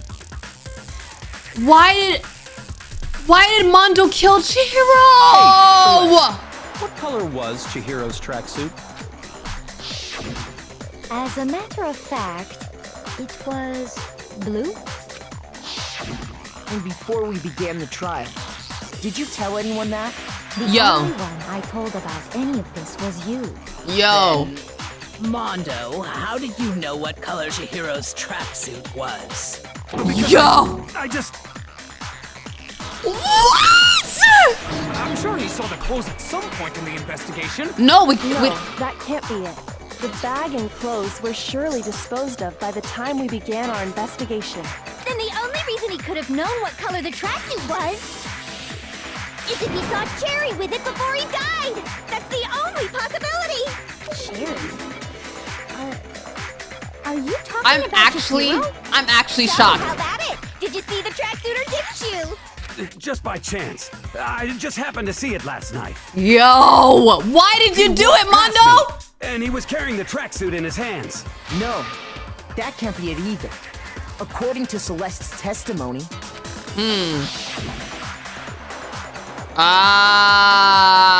Stuffed it back in the bag.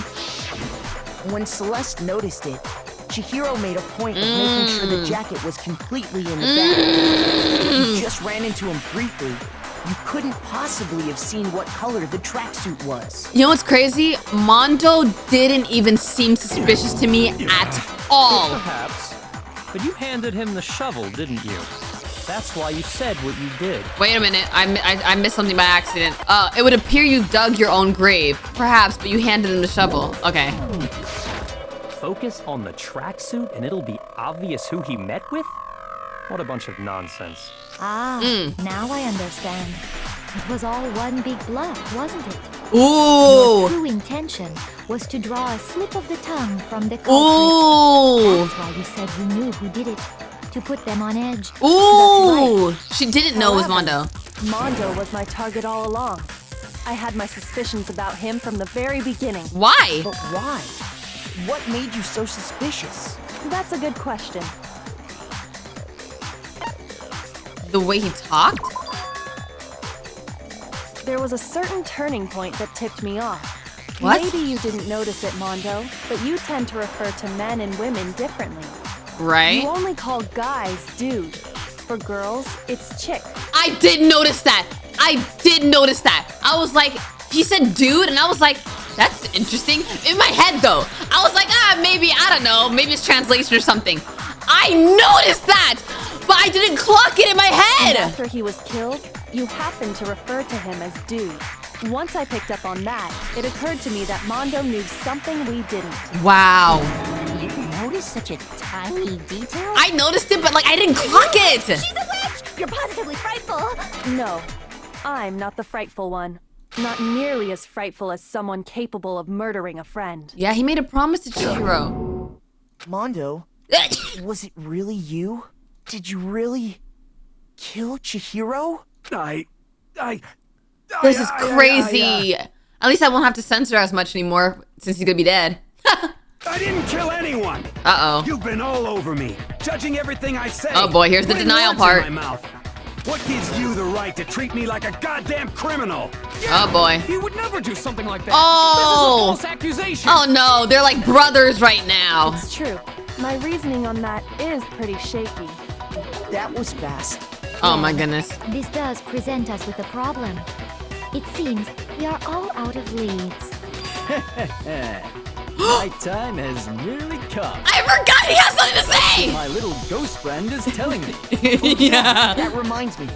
Hifumi, weren't you telling me you'd found some evidence? Really? What kind of evidence?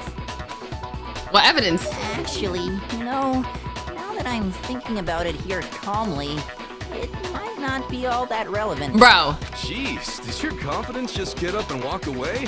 It's fine, man. Just tell us. If you really insist, then, here it is. What? What do you have there? It happens to be an e-handbook. I found it laying on the ground, so I scooped it up. And? You found it on the ground, right? Then it must belong to Chihiro. I got it! We know Chihiro's handbook was missing from the scene of the crime, right? Okay. For a fact.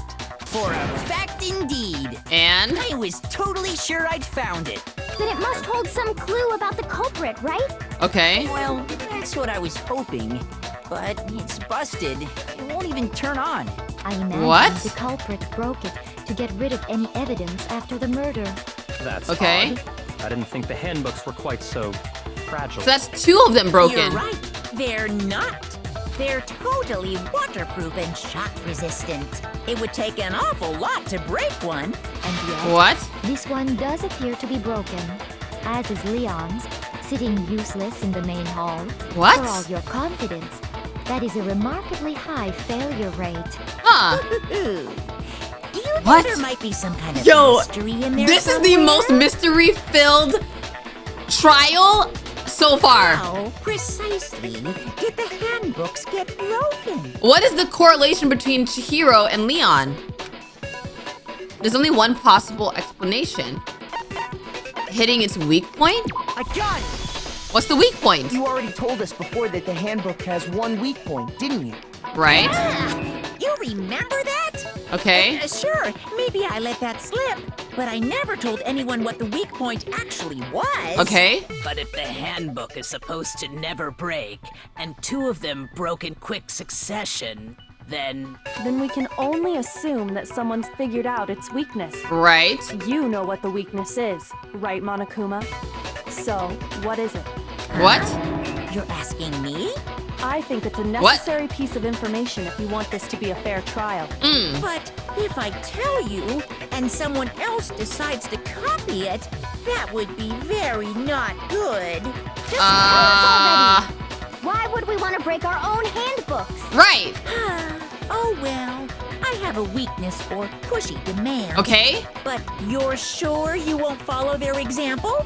Then allow me to make a special announcement. Okay. The weak point of my cutting-edge e-handbook is when it's exposed to high temperatures for too long, it will suffer a meltdown and totally break. So, how did Leon's break? I knew it. You knew it?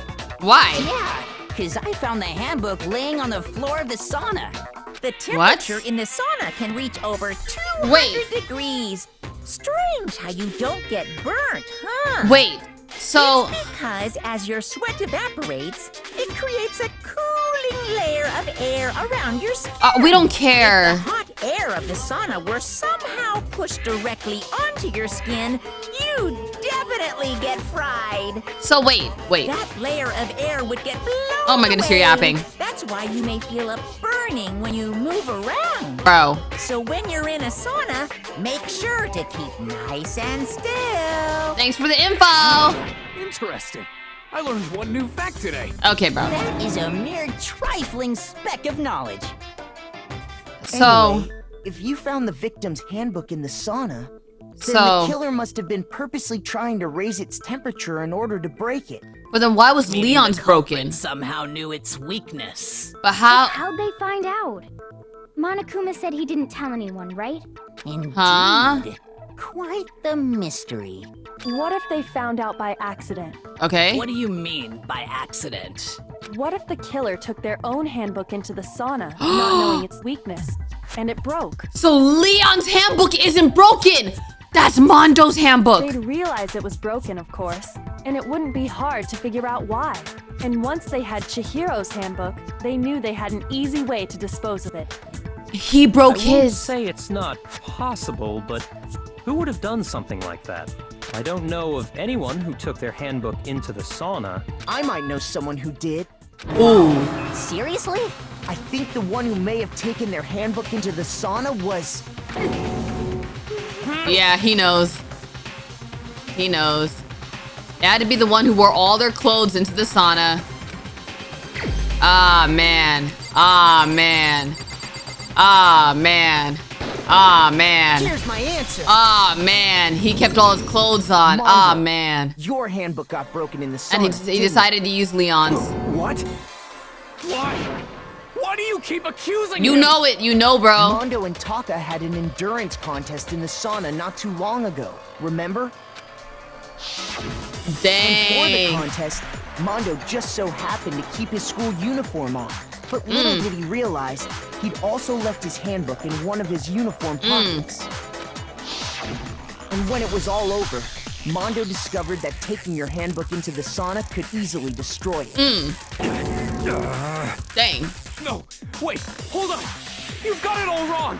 He would never kill. I don't accept this. Show me the proof.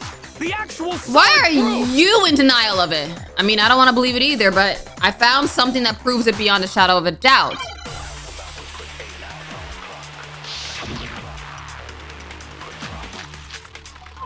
The broken handbook. Yeah.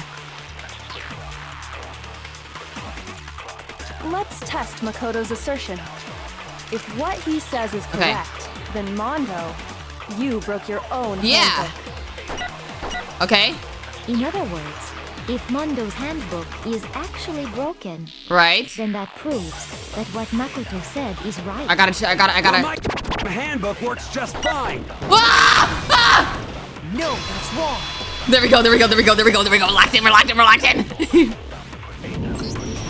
Mondo, the handbook you have right now, is it really yours? Ooh. What the fuck is that supposed to mean? Show it. The broken handbook that was in the main hall. Isn't that one actually yours? What the heck are you talking about? What I mean is, I think Mondo swapped his handbook out for one that actually works. I think he took Leon's handbook and replaced it with his own. Dang. After all, Monokuma said himself that Leon's handbook never should have broken. Dang.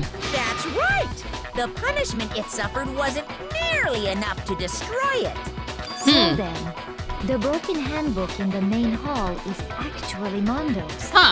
Which would mean that the handbook Mondo has right now. Dang, I can't believe it's Mondo, bro. But doesn't that violate the school regulation that says loaning out your handbook is prohibited?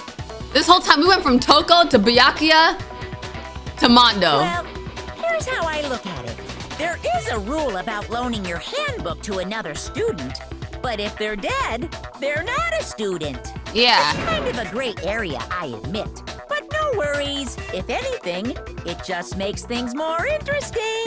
As such, I decree that exchanging handbooks with a corpse is not a violation of the rules. Well, Mondo, if I'm wrong about this, you're welcome to say so. Oh, this is gonna be crazy swears. I'm happy to admit I made a mistake, but... Son of a... What's wrong, What? bro? Come on, tell him he's wrong. You are wrong. You have to be wrong. Everything you just said is wrong. You made it all up. Bro. Then why don't we look back on this case one more time, from the beginning? All right. Everything will become Time for the clear, comic part. and Time we'll for the all comic see part. If I was right or wrong. All right. All right, time for the comic part. Okay, so Chihiro was doing that, then right here. Celeste saw Chihiro in the warehouse with a duffel bag. Then, what's here?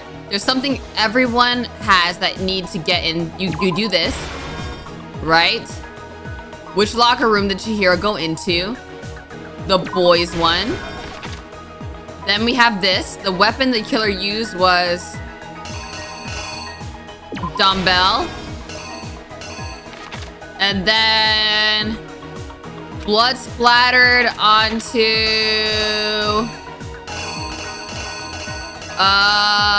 the poster. The killer switched the carpet and that. Which locker room did the killer move to? The girls one. There we go. And then the killer took something from the other locker room and switched it to the scene of the crime. Wait, what? Oh, wait. I think this is supposed to go here. What is this? Oh, wait a minute. I think this is supposed to go here. What's supposed to go here then? Oh, there we go, right there. Okay. What was that Byakuya brought to the murder scene? He brought this. Now, how did Byakuya get here, though? We didn't even explain that. When Byakuya arrived on the scene, what did he use to disguise what had happened?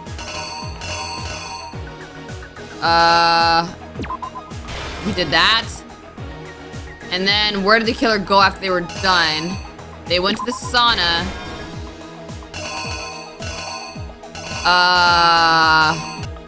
The handbook broke. Where is it?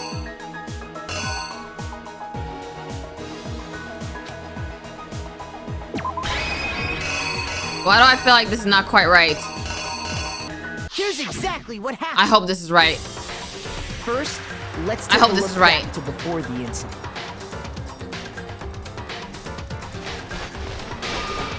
Last night, Celeste saw Chihiro in the warehouse, correct? Right. At the time, she was apparently stuffing something into a duffel bag. Right.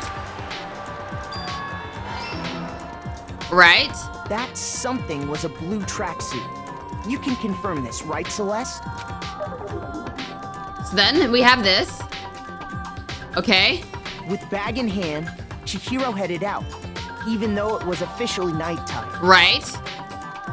She made her way to the locker room, specifically the boys' locker room. Right. But how could the victim, who was apparently a girl, access the boys' locker room? Okay. Okay. Simple. Because she was really a he. Okay. Which is why he was able to use his own e-handbook to gain entrance to the boys' locker room. Alright, then... Once inside, he met with someone there. And the person he met was the one who killed him. So why did Mondo have to kill him, though? Uh-oh. Oh, no. Dang it.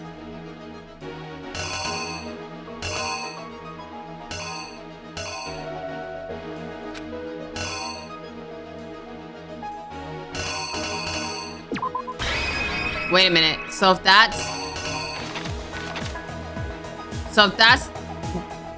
the weapon. Hold on. Here's exactly what no, did I do it wrong? Okay. Once inside, he met with someone there. And the person he met was the one who killed him. Right? Did I do it right? It seems likely that the killer grabbed the nearby dumbbell, approached the unsuspecting Chihiro. Right. Okay. And attacked him. All right. And that's where the bloodstains on the poster and carpeting in the boys' locker room came from. Okay. Man, I can't believe Mondo did that. Man. It was likely in the heat of the moment. The body was arranged, but the murder itself felt unplanned. Okay. Which is why the killer hurried to try and hide the act. First, pulling up the bloodstained carpet, then removing the bloody poster. Where did Mondo put the tracksuit and stuff? That's what I wonder. And finally carrying the corpse into the girls' locker room. A girl's handbook was necessary to get into the locker room, of course. But this alone doesn't prove that the killer was necessarily a girl. Right. After all, Sayaka and Junko's handbooks had been placed in the main hall. Right. Using one of those, a boy could get into the girls' locker room without much problem. Right. Even though there's a machine gun there, and the machine gun does nothing to stop that. The killer did it. With the carpet and the poster they brought with them, they got to work. Okay. I also was thinking it had to be someone pretty strong. Change the layout of the boys' and girls' locker room in what you might call a because I was like, they would have to move those heavy things also to get the carpet under there. That could have been the end of things, but no. Byakuya discovered the body and decided to intervene in the situation. Byakuya really ruined a bunch of things, bro. Even more complicated. He's so annoying. So, after stumbling on the crime scene, he went and grabbed the extension cord from the library. And then he got to work. He's heartless for that. He used the cord to string up Chihiro's lifeless body. And he was so ready to pin it on Toko? Then, using the victim's own blood, he left a grisly message there at the scene of the crime. He wanted to create the illusion that Genocide Jack was responsible for the slaughter. Well, why? What is the point? And around the He same read time too that many Byakuya Nancy was Drew putting books. Together this facade, The killer, having already disposed of Chihiro's bag and other belongings, arrived at the sauna. There's a little bit of plot holes here. Because how did Byakuya get into the girls' Chihiro's hand thing?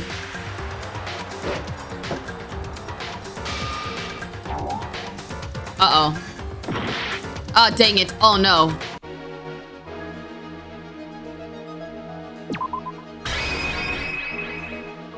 Is there anything else? Is there anything else I can say? When the handbook got thrown into the sauna room, what happened to it?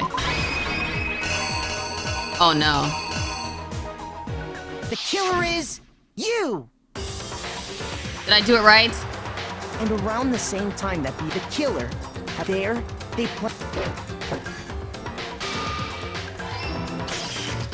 and just as the killer expected, the steamy sauna was enough to ruin the electronic gadget. See, I was confused because it had a white screen. The killer knew that the handbook couldn't stand up to the heat of the sauna. And the reason they knew that is because the sauna had already wrecked their own handbook. Right. And that's how it all played out. Dang. Dang! Isn't that right, Mondo Orada? Bro, I actually can't believe it. Wait. No. This can't be right. Where's your evidence? Bro. Yeah. Where's your evidence? You need evidence. Oh my goodness. Proof. Without any proof, you can't pin any of this on him. Evidence that Mondo is the killer. That already revealed itself earlier in the trial. If I can somehow show where Mondo's handbook is right now, once I do that, everything will become clear. A new element has been added to the bullet time battles. Why do they keep adding new stuff? Fever time and Niga time? Niga? During a bullet time battle, if you press the space key, fever time will activate and the tempo will be forced to its max. At this point, even if you push the buttons at random, you won't miss. So you can push however one, okay. But this only lasts until your focus gauge runs out, so it makes, okay. Well, it wouldn't be fair if you only got access to special time, right? So we've also prepared something called Niga time, so your opponent can use. If they activate Niga time during bullet time battle, your tempo marker would disappear, making it quite a bit tougher to hit buttons in rhythm. Oh, what? What?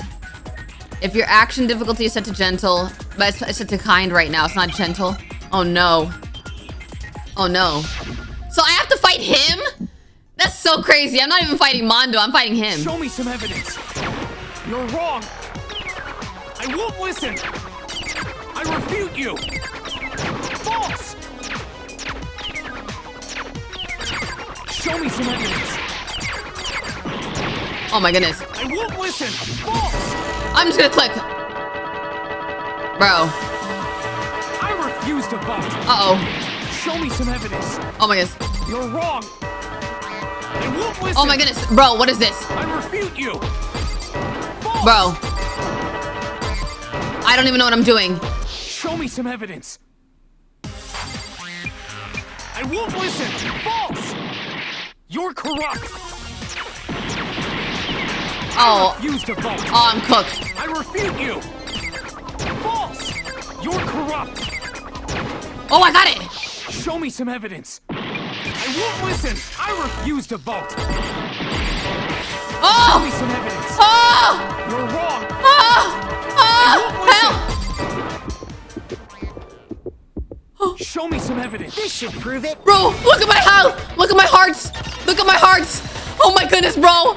I don't even know what I was doing. Bro, hopefully I can hopefully I can do better in the next ones. Hopefully I can do better with the next ones. I was struggling. In which case, we can just check each of our handbooks right now. Right. Once we do that, We don't gotta do that. Huh? Huh? Yeah. Yeah. I did it. I killed Now him. why did you do it? Yo. Yo. Oh, I gotta see. Sheesh. Sheesh. That was a struggle, I ain't gonna lie. Bro, what are you saying? I got no choice, man. After hearing all that, I gotta just give up. Dang. Go ahead, Monokuma. Get it over with. But why? Ask for the verdict. Roger that. Wait, but why? No waiting, no holding on. Time for the moment we've Bro. all been waiting for. Grab your lever and give it a But yank. why? Who will you elect as the blackened this time around? Bro. Will you make the right choice or the dreadfully wrong one? But he's not What's even it gonna gonna be? explain What's it why? gonna be? You're not even gonna explain why, Mondo? He's not even gonna say why? Was he just... Did he just see it as an opportunity to just get rid of Chihiro? Or maybe he was mad that Chihiro lied about being a girl? Chihiro trusted Mondo. What? Dang. This time it looks like you got it right again. Don't scare me. Yes, it is so. The blackened that killed Chihiro Fujisaki was Mondo Wada.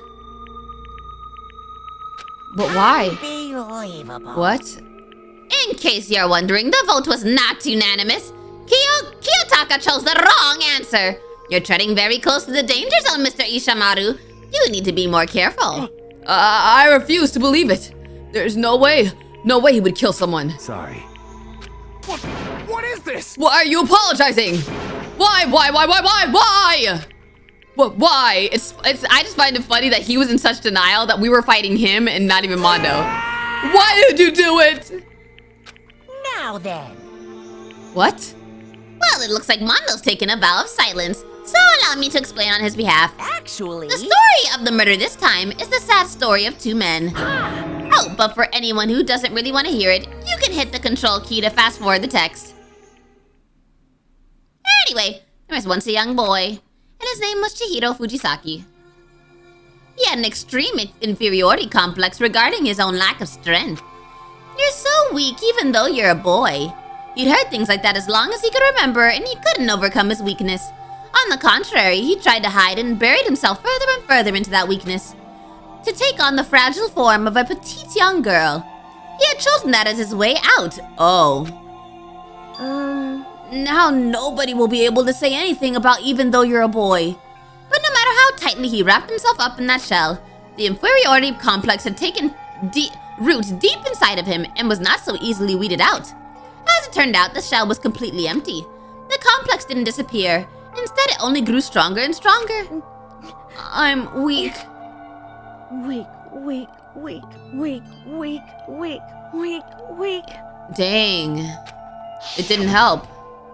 Once the killing game had begun here at the school, he had no choice but to accept this fact. After all, this world is survival of the fittest. If you're not strong, you don't survive. Oh, that was his secret.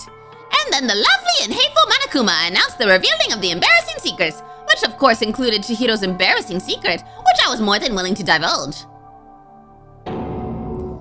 Even though he dresses like a girl, Chihiro is actually a boy. Hey, And that was something Chihiro couldn't let anyone find out, no matter the cost. If that was revealed, it would be the end. The hardened shell would crack, the armor would fall away. Without a doubt, those around him would torture him more than ever before. Everyone figured being thrust into such a dilemma must have sent him spiraling into despair. What? And yet... I'm sorry. He didn't want to talk about it. But... I also don't want to leave things the way they are, so maybe I could talk about it later. After I try my best to become strong, then I can tell everyone. Annoyingly, he used the threat of discovery to motivate himself to become stronger. How annoying. That's right. I want to change. Strong enough so that when someone says, even though you're a boy, I'll be okay, I'll get better. With that thought at the front of his mind, he resolved to take immediate action. And so... That day he made the commitment to begin exercising. He was prepared to retrain his mind and body. But sadly, that would be the first and only chance he would get at it. Dang. Hey, When he decided to start exercising, he thought it would be good to ask someone for help. But he wanted to tell that person his secret first, and then ask them to help him from there. And the person he went to? Yeah, that's right. It was me. Yep, sure it was. The biker gang fella had been painfully clear about how important his manly promises were. So Chihiro probably figured that even if he confided in Mondo, his honor would make him keep the secret. Plus, Mr. Macho Mondo was the very symbol of a strong man that Chihiro had always aspired to. Dang. Maybe talking to Mondo about it will help give me some courage. So he went and asked Mondo to help him become strong. That was his aspiration. And he thought that only with Mondo's support would he ever be able to come close to that. Correct. So then that must be why Mondo did what he did. To keep the promise he made to Chihiro. Did what? You mean that's why Mondo carried Chihiro from the boys' locker room into the girls' locker room? Indeed. Yes, that's exactly what I mean. Wasn't that to cover up what he'd done? Certainly. That could have been part of it, but I don't think it was the main reason. The real purpose was to keep the promise between men he'd made to Chihiro. But how does moving the body keep his secret? Because if everyone knew he'd been killed in the boys' locker room, then everyone would have been arguing about how she got into the boys' locker room, right?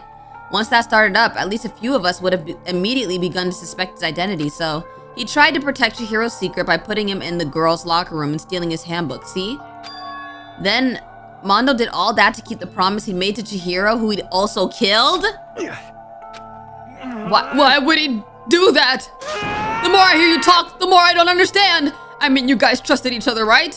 So why did you? Because, no matter what, I didn't want anyone to know. I knew it. So that's what triggered it after all. His secret. The possibility of having your embarrassing memories and secrets exposed. That's impossible. Nothing could have been that bad. Something you didn't want anyone to know, even if it meant killing someone? It's impossible. Don't make me repeat How many myself. times must I repeat myself? To judge others by your own standard is the height of folly. Even if you can't comprehend it, he obviously can. That's all there is to it. Well, while we're on the subject, why don't I tell you? That embarrassing memory, that secret he didn't want anyone to know. Hey, you know what Mondo did?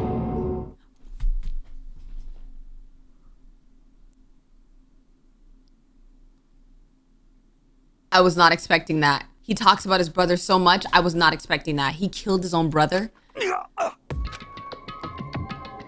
He killed his own brother? Mondo, the ultimate biker gang leader, makes all the hoodlums and riffraff across the country tremble. But the only reason he had the chance to join a gang in the first place was because of a certain someone. What? Mondo's older brother's name was Daya Owada. Mondo had nothing but respect for him. It was because of Daya that Mondo ever got on a motorcycle. Mondo's brother was his only family growing up. He was the only one Mondo could trust or respect. He wanted to measure up to his big brother, so he imitated him in everything he did. Mondo was the epitome of the starry-eyed kid brother. Meanwhile, the charismatic older brother had put together a local motorcycle gang. And before anyone knew it, it had grown into the biggest biker gang in the country. Daya, the older brother, #1 in the gang, and his #2 was younger brother Mondo. In the beginning, everything was peaches and gravy. Peaches and gravy? When Mondo started to think about how he would have to take over the gang from his brother someday, his brother's greatness, his reputation began to gnaw on Mondo's very soul. The kid's gonna take over for Daya, huh? Daya created this gang with his bare hands. Mondo's just along for the ride. Can someone like that really be our leader? All that'll do is make the gang look bad. Almost every day, Mondo heard the gossip and whispers of the other members of the gang, which is why... I gotta get stronger than Daya. Once, just one time, no matter what, I gotta win. With me. I don't care what it is, I gotta come out on top. And on the night of his amazing brother's retirement ceremony, Mondo challenged him to a street race. Oh, so his brother died in an accident. Okay, I thought he literally killed him. But during the race, tragedy struck. Oh. Dang. The kid brother pushed ahead with reckless abandon, eager for victory, and dashed into oncoming traffic. He saved his brother, but suddenly... Oh, that's actually sad. That's actually sad. That's actually sad. Oh, that's actually sad. Laying in his kid brother's arms, the older brother delivered his final words. My bad, kid. I messed up. Sorry. Of course, he knew it was his brother's fault, but Daya never blamed him for what happened. Hey, kid, the rest is up to you. No matter what, you gotta keep the gang together. Cause it's the team, you and me put together. It's a promise between men. Oh, that's actually sad. That's actually really sad. He decided to hide the truth of what happened from everyone else in the gang. In order to keep the gang together and keep the promise to his brother, he could never admit to anyone that it was his own weakness that had caused the accident. And as a result... The team was made even stronger under the banner of the kid who'd bested his big brother. Daya was gonna lose to his kid brother, so he got stupid and got himself killed. Yo, so he lied and said that Daya messed up. That became the explanation for what happened. Mondo's lie became the truth. Wow. He wanted to lead the team so bad, he was willing to tell all kinds of lies about his brother. I'm strong. Strong. And yet, as soon as our killing game began, he realized no matter how tough he pretended to be, he was just another weakling that could die in an instant. And then the lovely, hateful Monokuma announced the revealing of the embarrassing secrets. At that point, it was clear I would have no problem shedding light on his secret. Mondo killed his own older brother. No matter what, I couldn't let the other gang members find out. If that happened, everything would have been ruined. Everything me and my brother had worked to create would have been destroyed. His death, all the guilt I've been carrying around, it all would have been for nothing. So that's why I... Mondo. After I saw what Monokuma had on me, my head filled up with a kind of fuzzy uneasiness and just started swirling around. I'd never felt anything like it before. I didn't know what to do about it. I wasn't sure what to think or say, but after a while, that fuzzy uneasiness turned itself into a rock-hard lump of anxiety way down in my stomach. And it was right around then that Chihiro asked me to start working out with him. Right there, he told me a secret. Seriously? Sheesh. I'm sorry. Yeah, I'm sorry I lied to you. But why? Why now? Why are you telling me this all of a sudden? Huh? Because, I mean, you've kept that secret all this time, right? If anyone found out, you would... But... You're right, but... I want to change. Oh, no. I wrapped myself in lies. I'm weak. I want to destroy that version of me forever. His words were like a knife in my gut. I felt like he was exposing the lie I've been living myself. I have to change. I don't want to be weak anymore. You're so strong. It can't hurt you, right? Whatever secret Monokuma might tell us. You piece of... So what? You're saying I should just say it? What? You're saying if I really am, I should just be able to tell everyone my secret? Huh? I was jealous. I was jealous of Chihiro's strength. Wow. He had the strength to face his own weakness, to try and overcome it. It was the kind of strength I never had. So I was jealous of him. And that jealousy broke me. What? Are you making fun of me? I'm strong? Are you messing with me right now? No. I'm not making fun of you. You really are strong, Mondo. I felt like I could hear something starting to creak. Something inside my head. What did he want me to do? What was I supposed to do? Was I supposed to just sit back and let my secret get revealed and ruin everything? What's wrong? What's wrong? Why did you have to tell me all that? Are you trying to rub my failure in my face? I just wanted to... I just really admire you. I admire your strength. Yeah, that's right. I am strong. I'm strong. Strong. Stronger than you. You son of a... And stronger than Daya. I don't remember anything after that. When I woke up again, he was laying at my feet covered in blood. You blacked out and killed... I had the dumbbell in my hand and I was just staring at him down on the ground.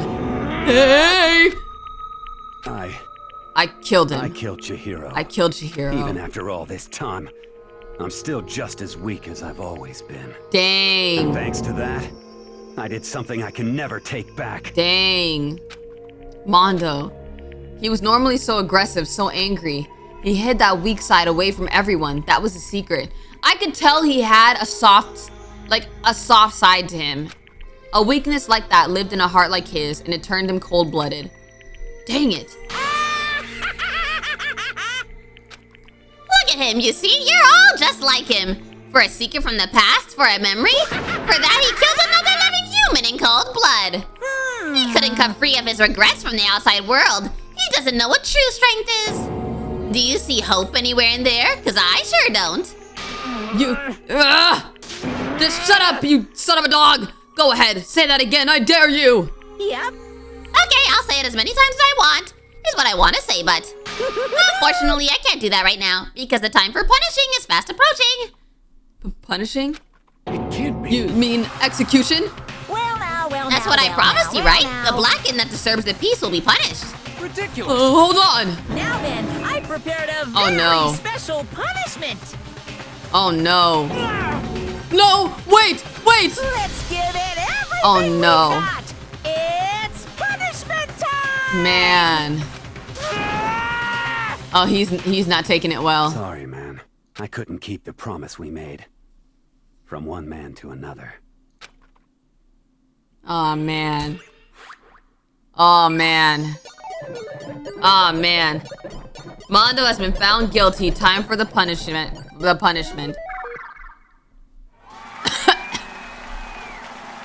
Oh man. So what is he doing? What? What is this? What is this? Why is he wearing his hairstyle? What is this? What? The cage of death? What? I don't understand. So he's just gonna run straight into it? I don't understand. You're just gonna go faster and faster? Yo, not him hula hooping. What the freak? What the freak? Yo, he's just turning his brain into scrambled eggs. He's literally turning his brain into scrambled eggs.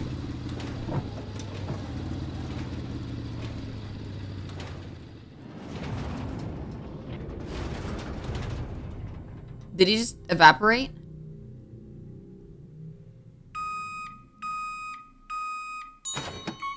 What? He got turned into butter?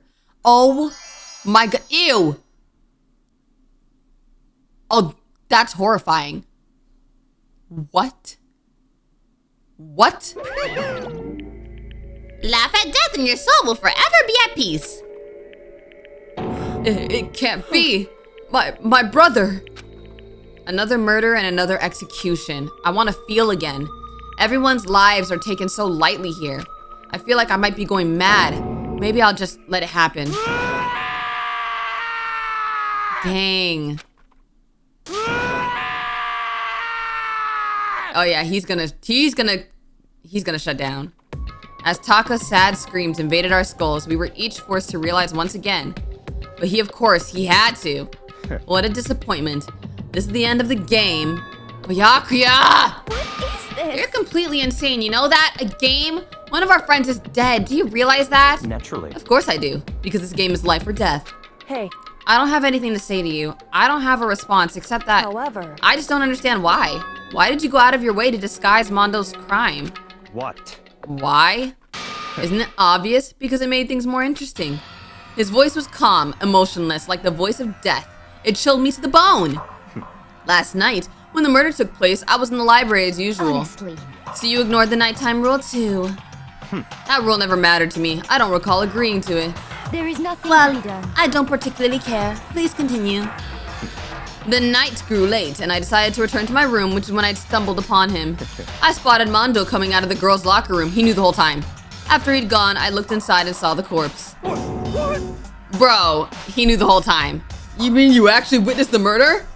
He was such a fool. He didn't have the slightest idea that I'd seen him. So you're saying you knew who the culprit was from the very beginning? That's right. Indeed, but if it had been the end of it, how boring would that have been? I mean, what a waste of time to have the answer revealed right at the beginning. Which is why I decided to lend a little helping hand. I thought it would liven things up. You did all that to liven things up? I see. So after hearing about Genocide Jack from Toko, you decided to use that to create the fake murder scene. But dang, man, if we hadn't figured out who'd really done it, you would have been dead too, right? Well, obviously I would have revealed the truth before it reached the point. Of course. Byakuya turned and looked me into the eye. I could feel his sharp eyes piercing into me. Thanks to a certain remarkable someone, it never did. And I was able to perform an interesting experiment. Once I decided to become blackened, I now know who I'll have to watch out for. Oh, once I do decide to become blackened, I now know who I'll have to watch out for. What? Correct. Once you do decide is crazy. So that was your reason. Are you satisfied? Indeed. Yes, we're done listening to your story. Moving on. Hey. There's something I'd like to ask Monokuma. What's this? Oh, I'm up next? You like to perform these elaborate executions each time, correct? My question is why? Oh, do you like them? But you know, this punishment, this despair, it's not just for you, it's for an audience. Oh, this punishment, oh, this despair is my gift to mankind itself. What? You're over-exaggerating. I'm not over-exaggerating. These punishments are meant to transform all hope to despair. Damn. What do you mean? Mean? Mean. Mean. What the heck? Mean. Good grief, I don't understand why you have to pick apart every little stupid thing. Whatever, it doesn't matter. In the end, I'm gonna stand alone as the victor, and then everything will be revealed to me. Oh, the noble son of a noble family. Surely you understand me. Ooh, I think this is the start of a terrifying friendship. That's enough. Shut up. I would never stoop to the level of a childish criminal like you. Let me just say this. After I have achieved complete victory, you're up next. I'm gonna find you and kill you. Understand? In the name of my family. Okay. You're getting all riled up. So cool, it's like you're the main character of a video game or something. No trash mob for you. I swear, whatever it takes, I will kill you. Temper, sounds like someone needs a nap. Okay. Monokuma's laughter peeled across the courtroom, and the curtain closed on the case of Chihiro and Mondo. But I knew that wasn't the end. The killing game would still continue, because the mastermind wouldn't let it end. For those of us who were still alive, our worst fear and despair kept on multiplying. It was the kind of despair that felt like a blind puppy in hell had more of a future than us. All of our courage, our effort, our friendship, it felt like it amounted to nothing at all. It was the worst kind of despair. Bro, there's so much less people now. Whoa. Well, anyway, like I was saying... Who is he talking to? This is a pretty good spot. Yeah, a really good spot. Anyway, isn't it amazing how that girl went and killed someone before things even had a chance to get boring? What? Once things really get moving, it'll be like a roller coaster. There won't be any stopping it. What? Oh, Sakura. Fear and despair charge forward at a speed nothing Not can Sakura, hope to match. Sayaka. But I must admit, I'm disappointed. Who is he talking to? I went to all the pain and effort of making you part of the group, and you couldn't play your part. You do remember you were supposed to make the first move, right? Well, no biggie. Nothing we can do about it now, so just do your best to make things more exciting from now on, okay? After all, that's what everyone wants to see. What? There's one thing I'd like to ask you. As long as you don't want to know my measurements, what? Fire away. Who is it? The 16th high school student, I mean. Ooh. My. You really took me by surprise there. I know I said you could ask anything, but... Huh? Super denied, ultra denied, demonic denied. What? Because you see, that's my ace in the hole. Who is he talking to? And nobody'd be dumb enough to reveal that, right? No matter how close they were to their friends. Wait, he said he wanted someone to play a role. Who are they talking about? What? I'm so confused. Yo, there's only 10 students left. I'm so confused. But this mystery is panning out. We're not even halfway through. Yo, we're not even halfway through the game. We're not even halfway. We're literally not even halfway. All right, we're gonna leave it there. We're gonna leave it there, y'all. But yeah, there's so much happening here. So much mystery still to uncover. But I'm looking forward to learning more, guys. But thank you guys so much for watching. Don't forget to like and subscribe to join the squad. And I'll see you in the next video. Bye.